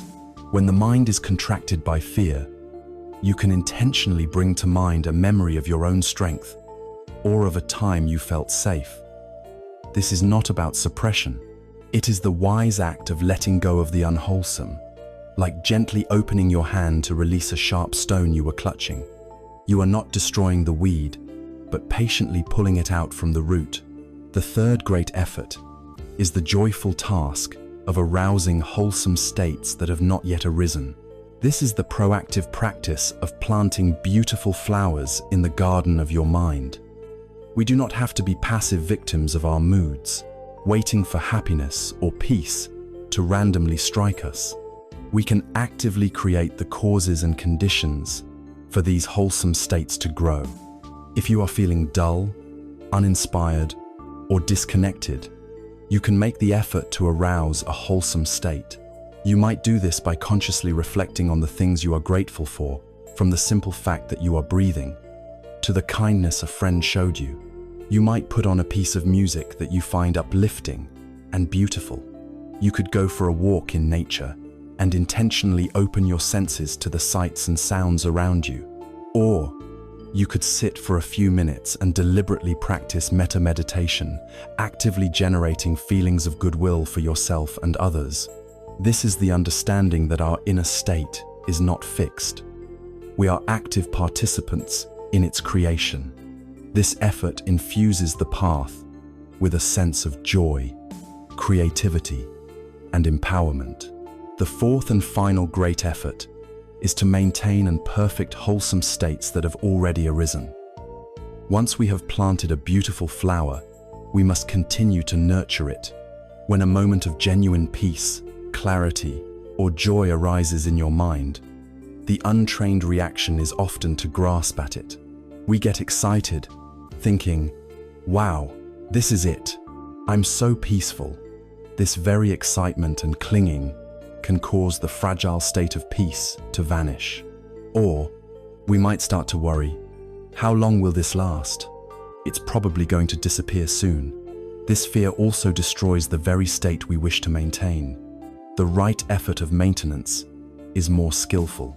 It is the ability to savor a wholesome state gently, without clinging to it. You can appreciate the feeling of calm by noticing its pleasant qualities in the body. You can protect it by not immediately jumping into a distracting activity. You can strengthen it by understanding what conditions helped it to arise. Perhaps it was a period of silence, an act of generosity, or a moment of mindfulness, and continuing to support those conditions. It is the gentle art of watering the seed you have planted, allowing it to grow strong and stable in its own time. The classic fable of the tortoise and the hare serves as a perfect metaphor for the nature of right effort. The hare is like the effort that is too tight, full of ego. He makes a frantic dash, and then, overconfident and easily distracted, he burns out and falls asleep. The tortoise is the embodiment of right effort. He is not fast, he is not flashy, he is not dramatic, but he is steady, persistent, and unwavering. He simply keeps moving, step by step, in the right direction. And in the end, it is this cheerful, patient perseverance that wins the race. The spiritual path is not a sprint, it is a marathon. It is the accumulation of small, consistent, wise efforts day after day that leads to profound and lasting transformation. As you prepare for sleep, you can consciously apply these 4 great efforts as a direct path to rest. First, practice prevention. In the last hour of your day, guard the gates of your mind from stimulating and agitating content. Second, practice abandonment. As you lie in bed, if a familiar loop of worry begins, gently abandon it by letting go of the storyline and returning your focus to the physical sensation of your breath. Third, practice arousal. Deliberately bring to mind 3 specific things that happened during the day for which you are genuinely grateful, no matter how small. Arouse the wholesome feeling of gratitude. Fourth, practice maintenance. When you feel the first wave of drowsiness or a sense of relaxation spreading through your body, nurture it. Savor the pleasant, heavy feeling without getting excited about it. Simply rest in that state, allowing it to deepen naturally. This is right effort. It is not a grim struggle against our own mind. It is a loving, intelligent, and persistent dance with our own energy. It is the compassionate commitment to stop feeding the wolves of fear and anger, and to start, with joyful perseverance, feeding the wolf of peace. This wise energy is not blind. It requires a clear light to illuminate the way. The faculty that provides this light, that shows us what to prevent, what to abandon, what to arouse, and what to maintain in each moment is the heart of the entire path. The practice of right mindfulness. We have arrived at the very heart of the path, the seventh factor, which in many ways is the governing principle that illuminates and energizes all the others. This is the practice of right mindfulness, or samasati.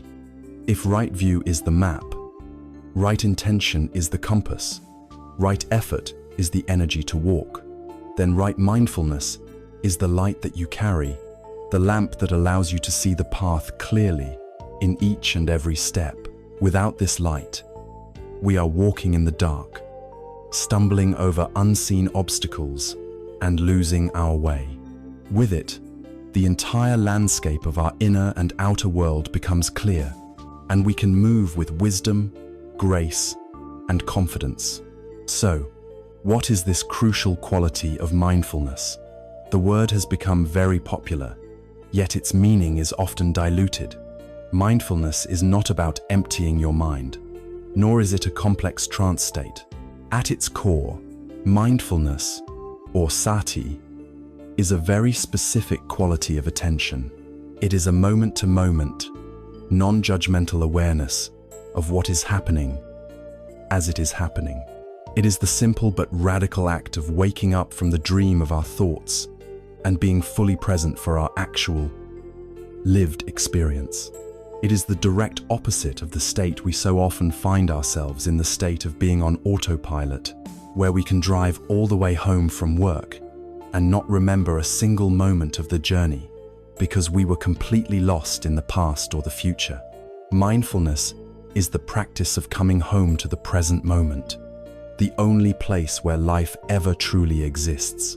The Buddha, as the ultimate spiritual psychologist, provided a comprehensive and systematic training manual for developing this quality. This is known as the 4 foundations of mindfulness, or the Satipatthana. This is not an academic list, but a practical guide to exploring the entirety of your own human experience, a map to the territory of your own being. The first foundation, and the anchor for all the others, is mindfulness of the body, kayanupassana. We begin here because the body is always in the present moment. It cannot be in yesterday or tomorrow. To bring your awareness into your body is to instantly ground yourself in the here and now.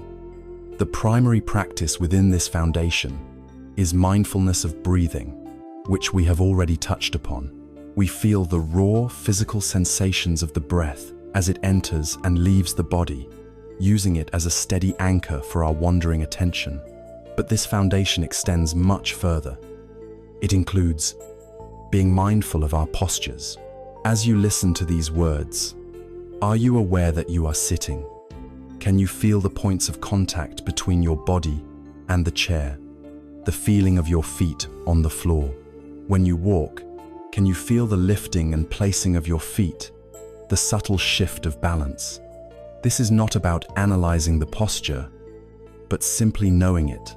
This practice is a powerful antidote to the modern condition of being a walking head, completely disconnected from our physical selves. A profoundly healing practice within this foundation is the body scan. As you lie in bed, preparing for sleep, you can guide your attention systematically through the body. Start with the toes on your left foot. Without wiggling them, simply bring your awareness there and notice what sensations are present, perhaps warmth, coolness, tingling, or no sensation at all. Then slowly move your attention up your foot to your ankle, your calf, your knee, and so on, covering the entire body. This is not about judging or fixing anything.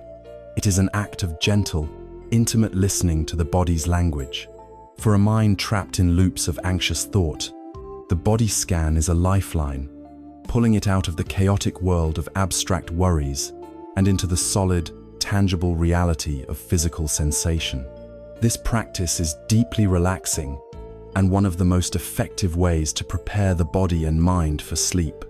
Finally, mindfulness of the body includes bringing awareness to our daily activities. We can eat mindfully, truly tasting our food instead of just consuming it while distracted. We can drink a cup of tea mindfully, feeling its warmth and aroma. We transform our entire life into a field for practice. The second foundation is mindfulness of feelings, or Vedananupasana. Here, feeling does not refer to complex emotions like love or anger, but to the raw, immediate feeling tone that accompanies every single experience we have. Every sight, sound, thought, or sensation is accompanied by one of three basic tones. It is either pleasant, unpleasant, or neutral. The practice here is to become a scientist of these feeling tones. When you taste something delicious, you mindfully note the pleasant feeling without immediately clinging and wanting more. When you feel a slight ache in your back, you mindfully note the unpleasant feeling without immediately resisting it or creating a story of complaint around it. When you are experiencing something neutral, like the feeling of your hands resting in your lap, you note its neutrality without becoming bored and seeking distraction. This practice is incredibly profound because it intercepts suffering at its very root. It is at this junction of feeling tone that tanha craving for the pleasant and aversion to the unpleasant is born. By learning to observe these feeling tones with non-judgmental awareness, we are learning not to shoot the second arrow. We are developing the inner balance to experience the full spectrum of life without being a slave to our automatic reactions. The third foundation is mindfulness of the mind itself, or Sittanupasana. This is the practice of turning the light of awareness onto the very consciousness that is aware. We learn to recognize the weather of our mind in any given moment. Is the mind contracted with anger? We simply know there is anger. Is the mind expansive with joy? We know there is joy. Is the mind scattered and restless? We know the mind is scattered. Is it focused and calm? We know the mind is calm. Notice the language here. We are not saying, I am angry. We are saying, there is a state of anger present in the mind. This subtle shift is the essence of freedom. We stop identifying with our moods and mental states. We see them for what they are, temporary, impersonal conditions that arise and pass away like clouds in the sky. We are the sky, not the clouds. This practice systematically deconstructs the false sense of a solid, permanent self, which is the source of so much of our striving and suffering. The fourth foundation is mindfulness of dhammas, or Dhammanupasana. This is the most comprehensive foundation, where we look at the content of our experience through the clarifying lens of the Buddha's core teachings. Here, we practice being mindful of, for example, the 5 hindrances, the 5 mental states that block our clarity and peace. When sensual desire, ill will, sloth and torpor, restlessness and worry, or skeptical doubt arise, we recognize them. We know, the hindrance of worry is present. We understand what feeds it usually, believing our anxious thoughts, and we understand what weakens it, returning to the breath, applying self-compassion. Conversely, we can be mindful of the arising of the 7 factors of enlightenment, such as joy, tranquility, and concentration. When we feel a moment of genuine peace, we recognize it, we appreciate it, and we understand the conditions that allowed it to blossom. This foundation is about becoming a wise and skillful manager of our own inner world. A powerful story is told to illustrate the unwavering quality of attention that right mindfulness requires. A king once ordered a condemned prisoner to perform a seemingly impossible task to save his life. The prisoner was to carry a bowl filled to the very brim with hot oil through the crowded streets of the city, from one end to the other. All around him, the king had arranged for the most compelling distractions: beautiful dancers, captivating musicians, tempting food stalls, and dramatic street performers. Following just behind the prisoner walked the royal executioner with a massive, sharpened sword, under orders to behead the man at the exact moment the first drop of oil was spilled. The prisoner began his walk. With his very life hanging in the balance, he cultivated a state of total, unbroken concentration. His entire universe became the bowl of oil in his hands. He was aware of the crowds and the noise, but he did not allow his attention to be seduced by them.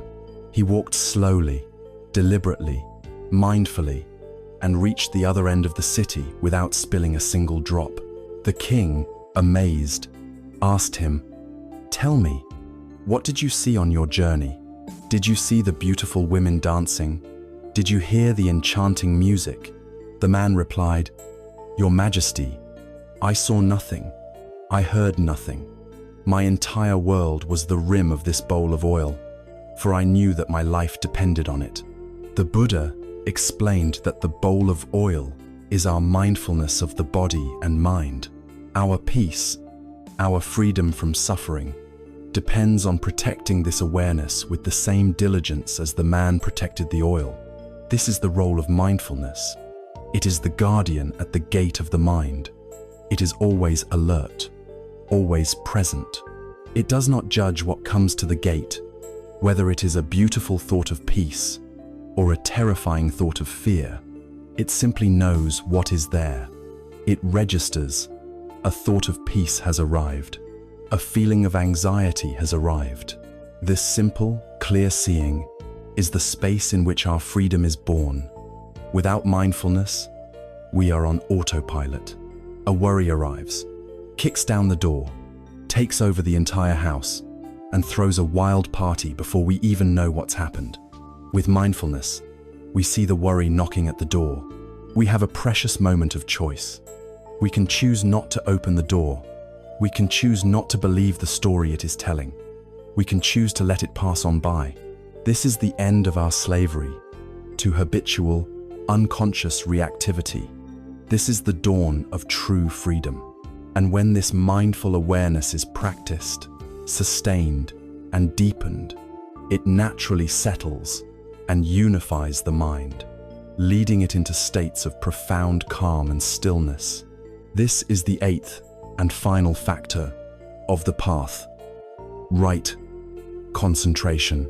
We have now traveled through 7 of the 8 limbs of the noble path, cultivating a wise view, a compassionate intention, a gentle presence in the world, and the bright, steady lamps of effort and mindfulness. We arrive now at the 8th and final factor, the beautiful culmination of all our practice: right concentration, or samadhi. This is the fruit that grows from the well-tended tree of the path. When our effort is balanced and our mindfulness is continuous and stable, the mind, of its own accord, begins to gather itself. The scattered fragments of our attention coalesce, and the mind becomes unified, still, and powerful. This state of collected, one-pointed awareness is samadhi.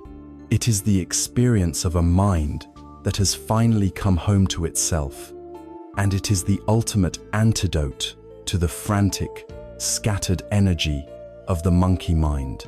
Just as with right effort, it is crucial to understand the quality of right concentration. This is not the tense, narrow focus of a predator stalking its prey, nor is it the strained concentration of a student cramming for an exam. That kind of focus is filled with tension, striving, and a subtle aggression. Right concentration, however, is a state of relaxed, joyful, and wholesome unification. It arises not from forcing the mind, but from a profound letting go. The central paradox of this practice is that the deepest concentration arises from the deepest relaxation. It is the natural stillness of a mind that is no longer at war with itself. a mind that is free from its usual distractions and agitations. To understand how this stillness arises, we must first become familiar with the obstacles that prevent it. The Buddha identified 5 specific mental states that cloud the mind and make concentration impossible. These are known as the 5 hindrances. They are the winds that whip the surface of the lake of our mind into choppy, turbulent waves. The entire practice of the Eightfold Path, up to this point, can be seen as a systematic way of calming these 5 winds, allowing the lake to grow still. The first hindrance is sensual desire, kamachanda. This is the mind's tendency to drift away from the present moment and towards thoughts of pleasing sights, sounds, smells, tastes, or physical sensations. As you try to rest your attention on your breath, this hindrance whispers, "Remember that delicious meal you had? Let's think about that instead." Or it might pull you into a pleasant daydream or a fantasy. It is the mind's restless search for a pleasure hit. We have been weakening this hindrance through the practice of right intention of renunciation, the gentle letting go of clinging, and through mindfulness of the body, which grounds us in our actual physical reality rather than in fantasy. The second hindrance is ill will, vyapada. This is the energy of anger, resentment, hostility, and aversion. It is a hot, agitating state that consumes our peace. It shows up as the mind obsessively replaying an argument, stewing over a past hurt, or generating feelings of bitterness towards another person. A mind caught in ill will is a mind on fire. It cannot possibly settle. We have been applying the direct antidote to this poison through the cultivation of right intention of loving kindness and compassion. We have learned to meet these fiery states with the cooling balm of goodwill for ourselves and for others. The third hindrance is sloth and torpor, thinamida. This is not just physical tiredness, it is a mental heaviness, a dullness, a sinking quality of the mind. It is a state of low energy where the mind feels foggy, sluggish, and unable to focus. It is like being in a dark, swampy place. This is a cold and contractive hindrance. We have been learning to work with this state through the practice of right effort, consciously arousing energy, interest, and investigation. When we feel our practice becoming dull, we learn to brighten the mind, rather than succumbing to the mental fog. The fourth hindrance is restlessness and worry, uddhaka kukuka. This is the epitome of the monkey mind. Restlessness is the agitated, buzzy energy of a mind that cannot settle down, constantly flitting from one thought to another. Worry is its close companion, the mind that gets caught in anxious loops about the past or the future, regretting what has been done and fretting about what is to come. This is perhaps the most common obstacle to both meditation and sleep for people in the modern world. We have been addressing this directly through the practice of right mindfulness, continually and gently returning our scattered attention to the anchor of the breath. Furthermore, our practice of sila, or ethical conduct, helps to remove the roots of worry by ensuring our actions are free from the guilt and remorse that so often fuel it. The fifth and final hindrance is skeptical doubt, vicikiccha. This is the wavering, indecisive mind that becomes paralyzed by uncertainty. It questions the path. Is this really working? It questions the teacher. Does he know what he's talking about? And most commonly, it questions itself. Can I do this? Am I good enough? Maybe I'm just not cut out for this. This state of doubt drains our energy and sabotages our resolve. We have been weakening this hindrance through the cultivation of right view, which gives us a clear intellectual understanding of the path, and by paying attention to the small moments of peace we experience in our own practice, which builds a confident, experiential faith. The practice of concentration, then, is the practice of gently and persistently setting aside these 5 hindrances. The most beautiful and helpful analogy for this process is that of a glass of muddy water. Imagine your mind is like this glass of water. The mud is the 5 hindrances. As long as you are shaking the glass, stirring it with your craving and aversion, your worry and your doubt, the water will remain opaque, cloudy, and turbulent. You cannot see through it. Many of us spend our lives constantly stirring this glass, and then wonder why we have no mental clarity or peace. The instructions for meditation are the instructions for how to stop stirring the glass.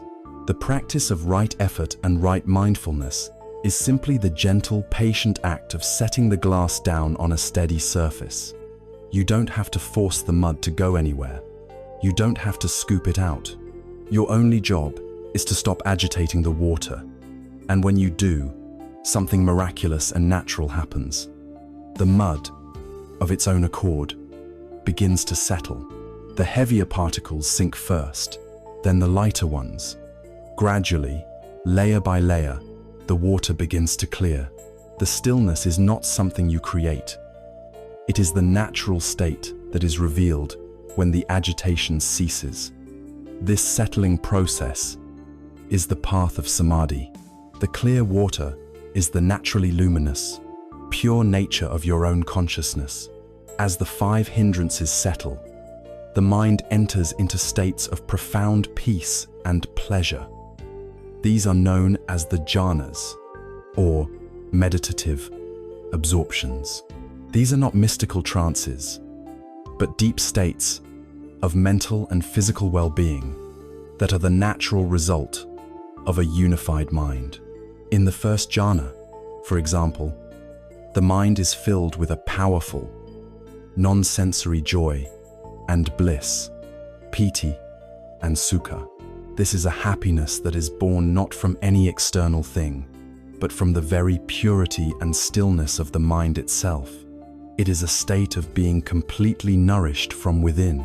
For a mind that has tasted this kind of profound internal happiness, the fleeting and unreliable pleasures of the world begin to lose their appeal. The mind no longer needs to constantly seek entertainment and distraction because it has found a deeper wellspring of contentment inside. This unified, concentrated mind is the ultimate antidote to the monkey mind. The monkey has not been killed or caged, but has been so captivated by the deep pleasure of stillness that it no longer wishes to swing through the trees. It is content to simply rest. A mind that has been trained in samadhi is a mind that knows how to let go. It has learned to release its grip on the stories, the worries, the plans, and the regrets. For the person seeking a good night's sleep, the cultivation of concentration is the ultimate form of rest.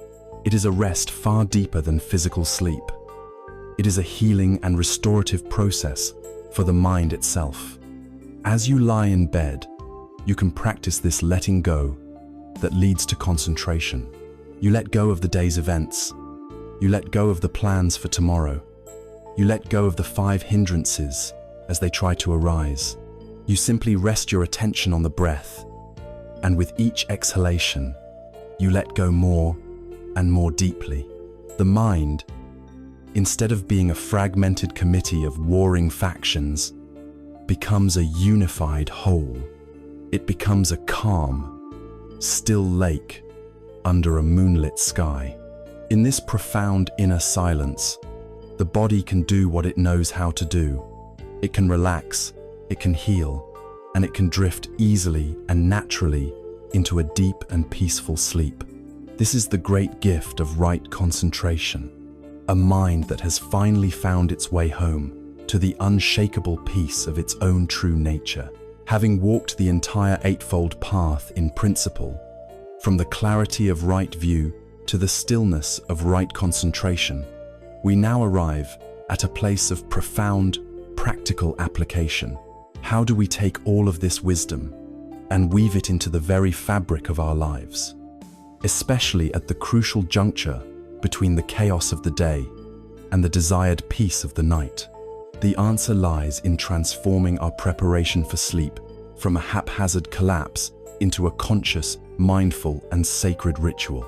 The word ritual may sound strange or overly formal, but a mindful ritual is simply an intentional sequence of actions performed with loving attention, designed to signal to our body and mind that it is time to transition from a state of doing to a state of being, from activity to rest. For most of us, the end of the day is not a gentle slope, but a cliff. We fall off. We work. We watch stimulating television. We scroll through our phones. We engage in stressful conversations right up until the moment we turn off the light. Then we lie in the dark and wonder why our mind is still racing at 100 miles per hour. We have given our nervous system no transition time, no buffer zone, no clear signal that the day's battles are over, and it is now safe to stand down. A sleep ritual is the creation of this sacred buffer zone. It is a profound act of self-compassion, an application of right effort and right mindfulness, where we consciously and methodically create the outer and inner conditions that are most conducive to deep and healing rest. It is how we prepare our bedroom and our mind to become a true sanctuary. Let us begin with the outer sanctuary. Our physical environment, our surroundings have a powerful, subliminal effect on our state of mind. Preparing our physical space for sleep is the first step in signaling to our inner world that it is time for peace. The first and most important act is what we might call the great unplugging. In the last 60 to 90 minutes before you intend to sleep, make a conscious decision to disconnect from all electronic screens. This means the television, the computer, the tablet, and especially the smartphone. The reasons for this are twofold. On a purely biological level, the blue light emitted from these screens tricks our brain into thinking it is still daytime, suppressing the production of melatonin, the hormone that regulates our sleep-wake cycle. But on a deeper psychological level, the content we consume is a direct injection of mental agitation. The news fuels our anxiety about the world. Social media feeds our habits of comparison and envy. Thrilling movies or games activate our fight or flight response. We are pouring the fuel of the 5 hindrances directly into our minds just moments before we ask it to be still. The wise effort of prevention means choosing to power down our devices long before we power down ourselves. Replace that screen time with something that nourishes your peace, not something that steals it. As you unplug, begin the practice of dimming the lights. Our bodies are attuned to the ancient rhythms of the sun. Bright, overhead lighting mimics the midday sun and signals to our body that it is time for peak activity. In the evening, switch to softer, warmer, and lower sources of light, like a small lamp with a low wattage bulb. This simple act aligns us with the natural cycle of dusk, sending a powerful, primal signal to our entire system that the day is ending and it is time to wind down. Next, consider the state of your immediate surroundings. A cluttered, messy bedroom is a physical manifestation of a cluttered, messy mind. Piles of laundry, stacks of paperwork, and general disorder are all subtle, visual reminders of undone tasks and obligations. As part of your ritual, take just 5 minutes to create a sense of order. Put away your clothes, tidy the surfaces, arrange your pillows. This is not about perfectionistic cleaning. It is a mindful practice of creating a simple, clear, and calming space. A Zen principle states that the outer environment reflects the inner environment. By creating outer order, we are inviting inner order to arise. Finally, we can engage our other senses in the service of peace. You might play some gentle, ambient music without lyrics, or a recording of natural sounds like rainfall. You might use a diffuser with a calming scent like lavender. These are skillful means to create a sensory landscape that is soothing and tranquil, replacing the harsh, stimulating inputs of the day with signals of safety and relaxation. With the outer sanctuary prepared, we now turn inward to the even more important work of preparing our inner sanctuary. This is where we apply the heart of the path to our own body and mind. Begin by releasing the day's tension through gentle, mindful movement. This is not a workout. It is a conversation with your body. You might stand and slowly roll your shoulders, noticing the areas of tightness where you have been holding the day's stress. Breathe into those areas with compassion. You could do a few slow, gentle neck rolls, releasing the tension from looking at a screen all day. You might lie on your back and gently pull your knees to your chest, feeling the stretch in your lower back. Each movement is done with slow, mindful attention. You are not trying to achieve a perfect posture. You are simply using movement and breath as a way to notice and lovingly release the physical armor you have built up throughout the day. Next, you can transform your nightly hygiene into a practice of mental and emotional cleansing. As you wash your face or take a warm shower, bring your full attention to the physical sensations. Feel the warmth of the water on your skin. Notice the scent of the soap. And as you perform the physical act of washing, you can create a powerful visualization. Imagine that the water is not just washing away the physical grime of the day, but also the mental and emotional residue. Visualize the water washing away your anxieties, your irritations, your resentments. Watch them all harmlessly swirl down the drain, leaving you feeling not just physically clean, but mentally and emotionally clear. Now, with a clean body and a calm space, we address the mind itself. For many, the biggest obstacle to sleep is a mind that refuses to let go of its burdens. We can practice emptying the mind's burdens with a simple pen and paper. If you are prone to anxious, looping thoughts, take 5 minutes to practice a worry dump. Write down everything you are worried about, every task on your to-do list for tomorrow, every fear that is nagging at you. Pour it all out onto the page without censorship. This act of externalizing your worries can be incredibly liberating. It signals to your mind that these concerns have been recorded and will not be forgotten. The mind no longer needs to keep rehearsing them over and over again to keep them safe. You have given it permission to let them go for the night. After you have emptied the worries, you must then consciously plant seeds of peace. This is where we practice arousing a wholesome state of mind. Right after your worry dump, on a fresh piece of paper or just in your mind, consciously bring to mind 3 specific things that happened during the day for which you are genuinely grateful. They do not have to be large things.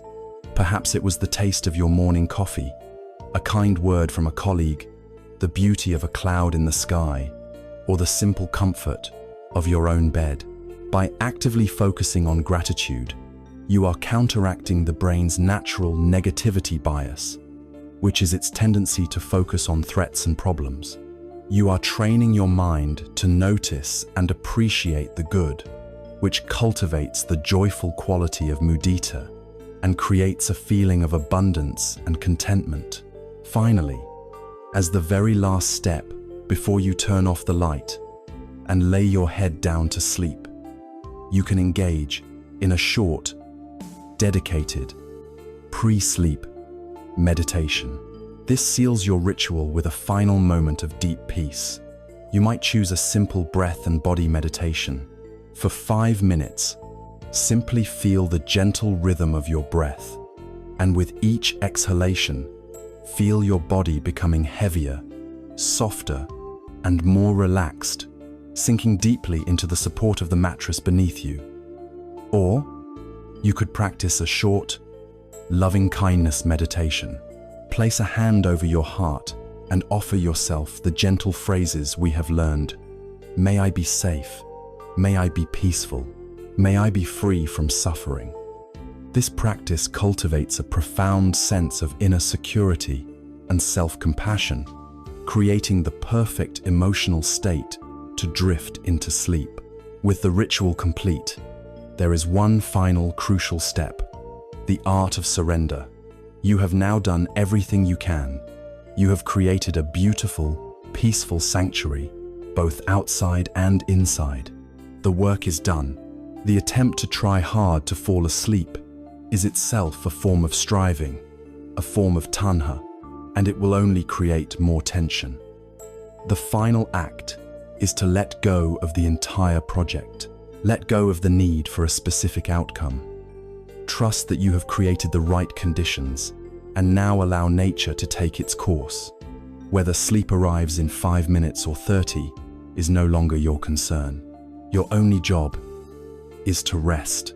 You lie in the darkness, feeling the breath, and you surrender to the quiet, peaceful space you have so lovingly prepared.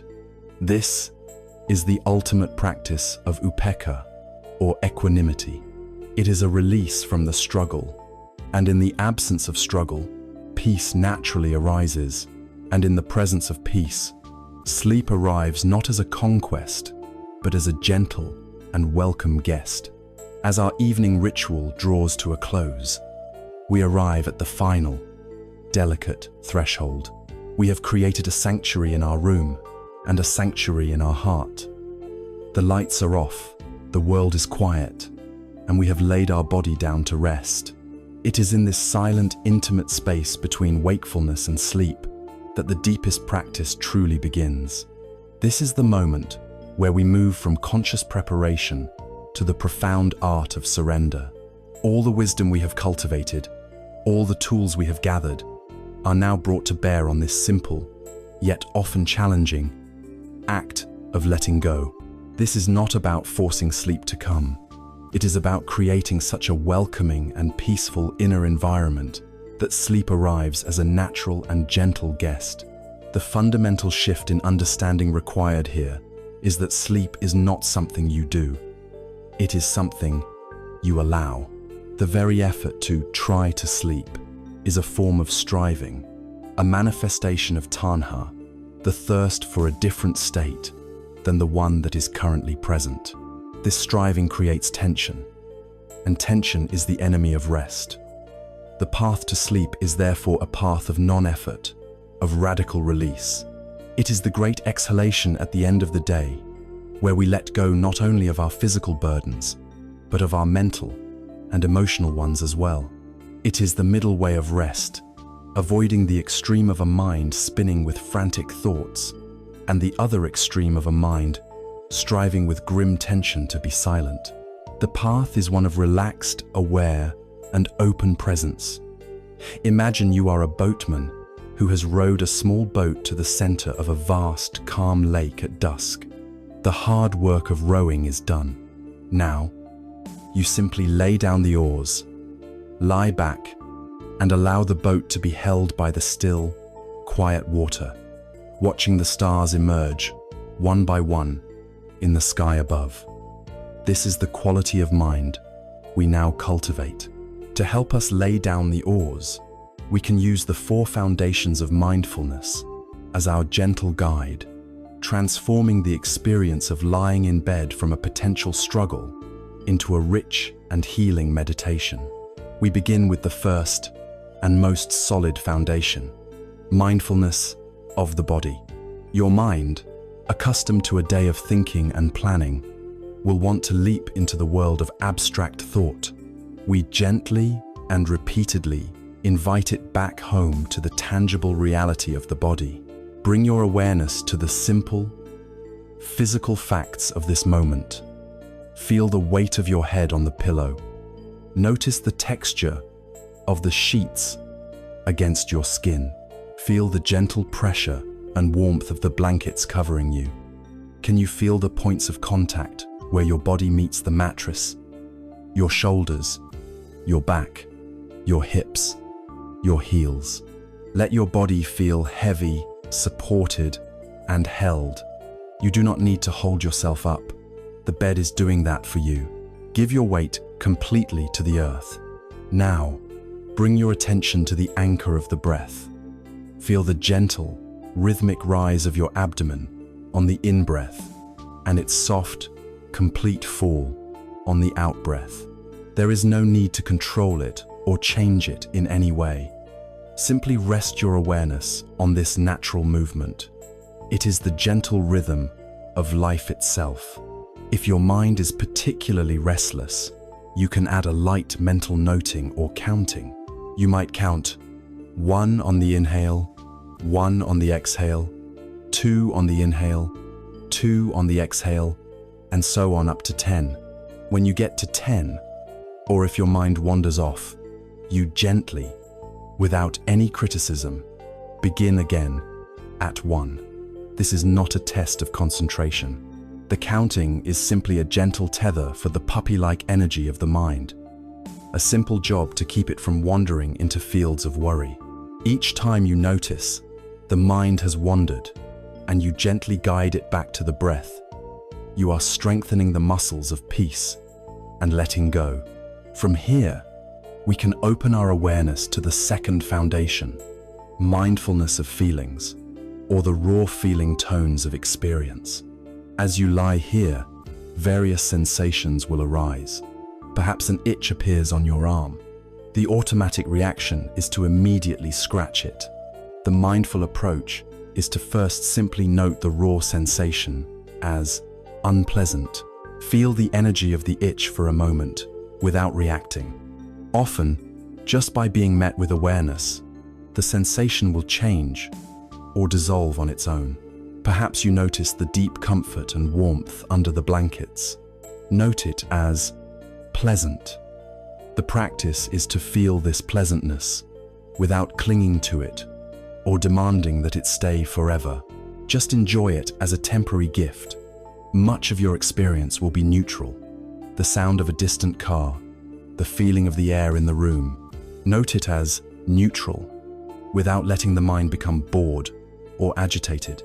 By observing these feeling tones without the automatic push and pull of craving and aversion, you are cutting off the fuel supply for restlessness. You are learning to be at peace with whatever arises. Inevitably, thoughts and moods will still drift through your awareness. This is where we practice the third foundation, mindfulness of the mind. A memory from childhood might appear. A plan for tomorrow's breakfast might form. A wave of sadness or a flicker of anxiety might pass through. The practice is to see these mental events for what they are, impersonal, fleeting phenomena.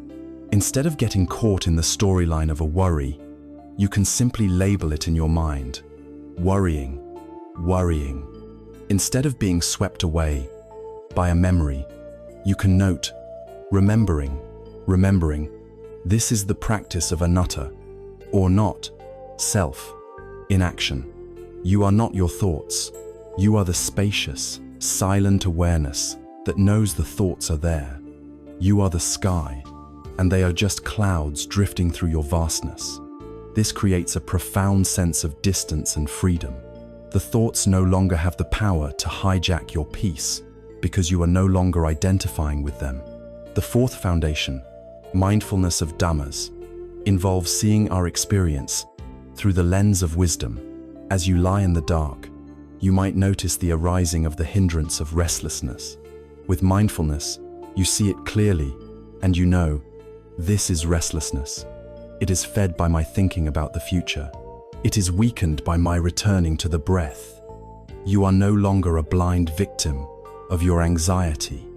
You are a wise observer who understands its nature. Conversely, if a feeling of deep calm arises, you recognize it as a wholesome state. You know that it is to be nurtured gently, without grasping. This is the application of all the wisdom we have gathered, allowing us to skillfully navigate our own inner landscape as we drift towards sleep. Having established a foundation of mindful presence, we can now actively suffuse our heart with the beautiful qualities of the four divine abodes, turning them into a final, gentle lullaby for the soul. Begin with metta, loving kindness, directed at yourself. With your mind settled and your body relaxed, silently offer yourself these wishes. May I be truly peaceful. May my body be filled with ease. May my mind release all its burdens. May I rest well in safety and in peace. Let these words be a gentle blessing, a profound act of self-care that creates a feeling of absolute inner security. If there is any lingering pain, physical or emotional, you can then practice karuna, compassion. Instead of resisting the discomfort, turn towards it. Breathe into the area of tightness or pain. Hold your own suffering as you would hold a crying child, with immense tenderness and care. You can whisper to your own pain, "I see you are there. I know you are suffering. May you be held in compassion. May you be soothed. May you be at ease." This act of meeting pain with kindness, rather than fear, allows it to soften and release its grip. Next, you can touch into mudita, appreciative joy.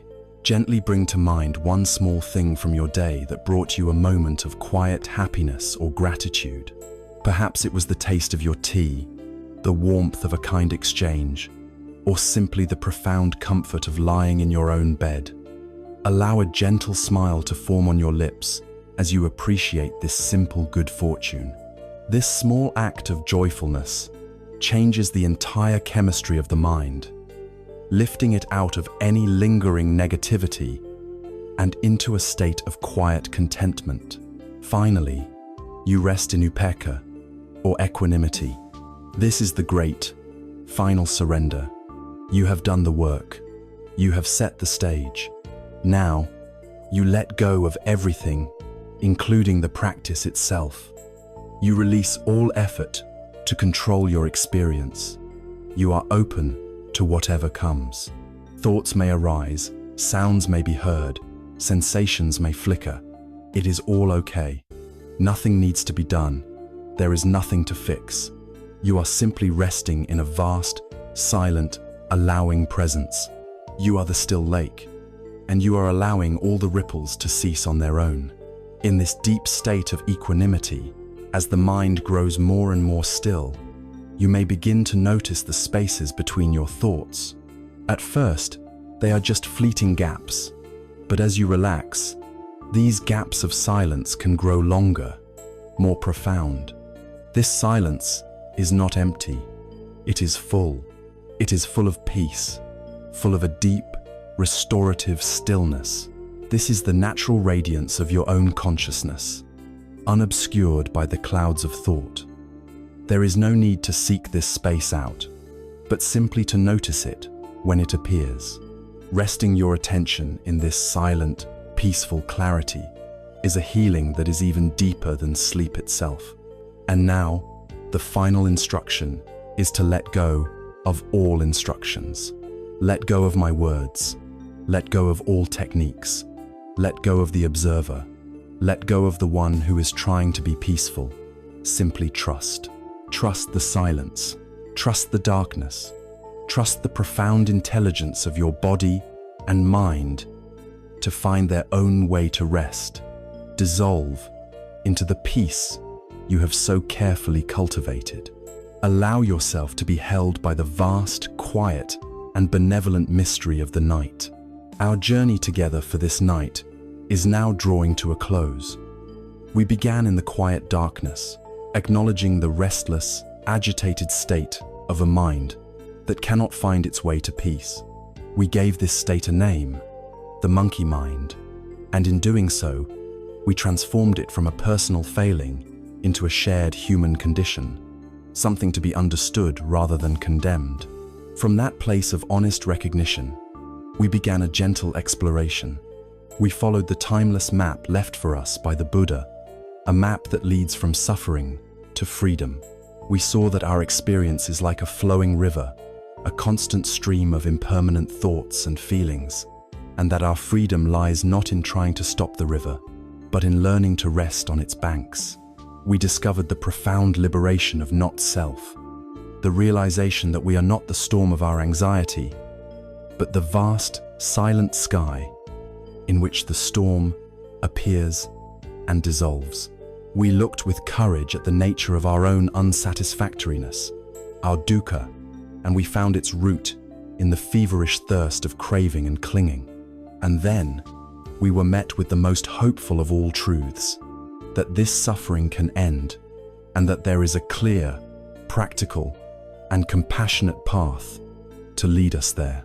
We have touched upon the wisdom of this eightfold path, learning to cultivate intentions of kindness, to speak words of healing, to act with harmlessness, and to gently train the mind through the beautiful, steadying practices of effort, mindfulness, and concentration. We have learned to fill our hearts with the warmth of loving kindness, the tenderness of compassion, the selfless delight of sympathetic joy, and the unshakable balance of equanimity. If there is one essential truth to carry with you from our time together, let it be this: peace is not an external commodity to be acquired. It is not waiting for you in a future success, a different life circumstance, or a world that is finally free from problems. Peace is an inside job. It is a quality of heart and a skill of mind that you can cultivate right here, right now, regardless of your outer conditions. The tools and stories shared here are not just for helping you fall asleep. They are for helping you wake up to the profound sanctuary of peace that already exists within you. A sanctuary that may be obscured by the clouds of worry, but is never, ever truly absent. A good night's rest is the natural and effortless byproduct of a mind that is at ease with itself. You now hold the tools to cultivate such a mind. You are the gardener of your own heart. You have the power in every moment to choose which seeds you will water: the seeds of fear, resentment, and anxiety, or the seeds of kindness, gratitude, and peace. Be patient with your garden. Be gentle with yourself. Some nights will be easier than others. The practice is simply to begin again, with compassion, each and every time. You now know the way. The path is in your hands. May you carry the stillness you have touched here into the landscape of your dreams. May you feel safe, protected, and held.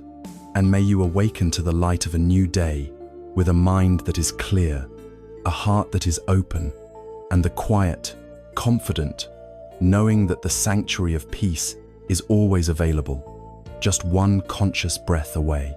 May you be well, may you be peaceful, and may you rest deeply.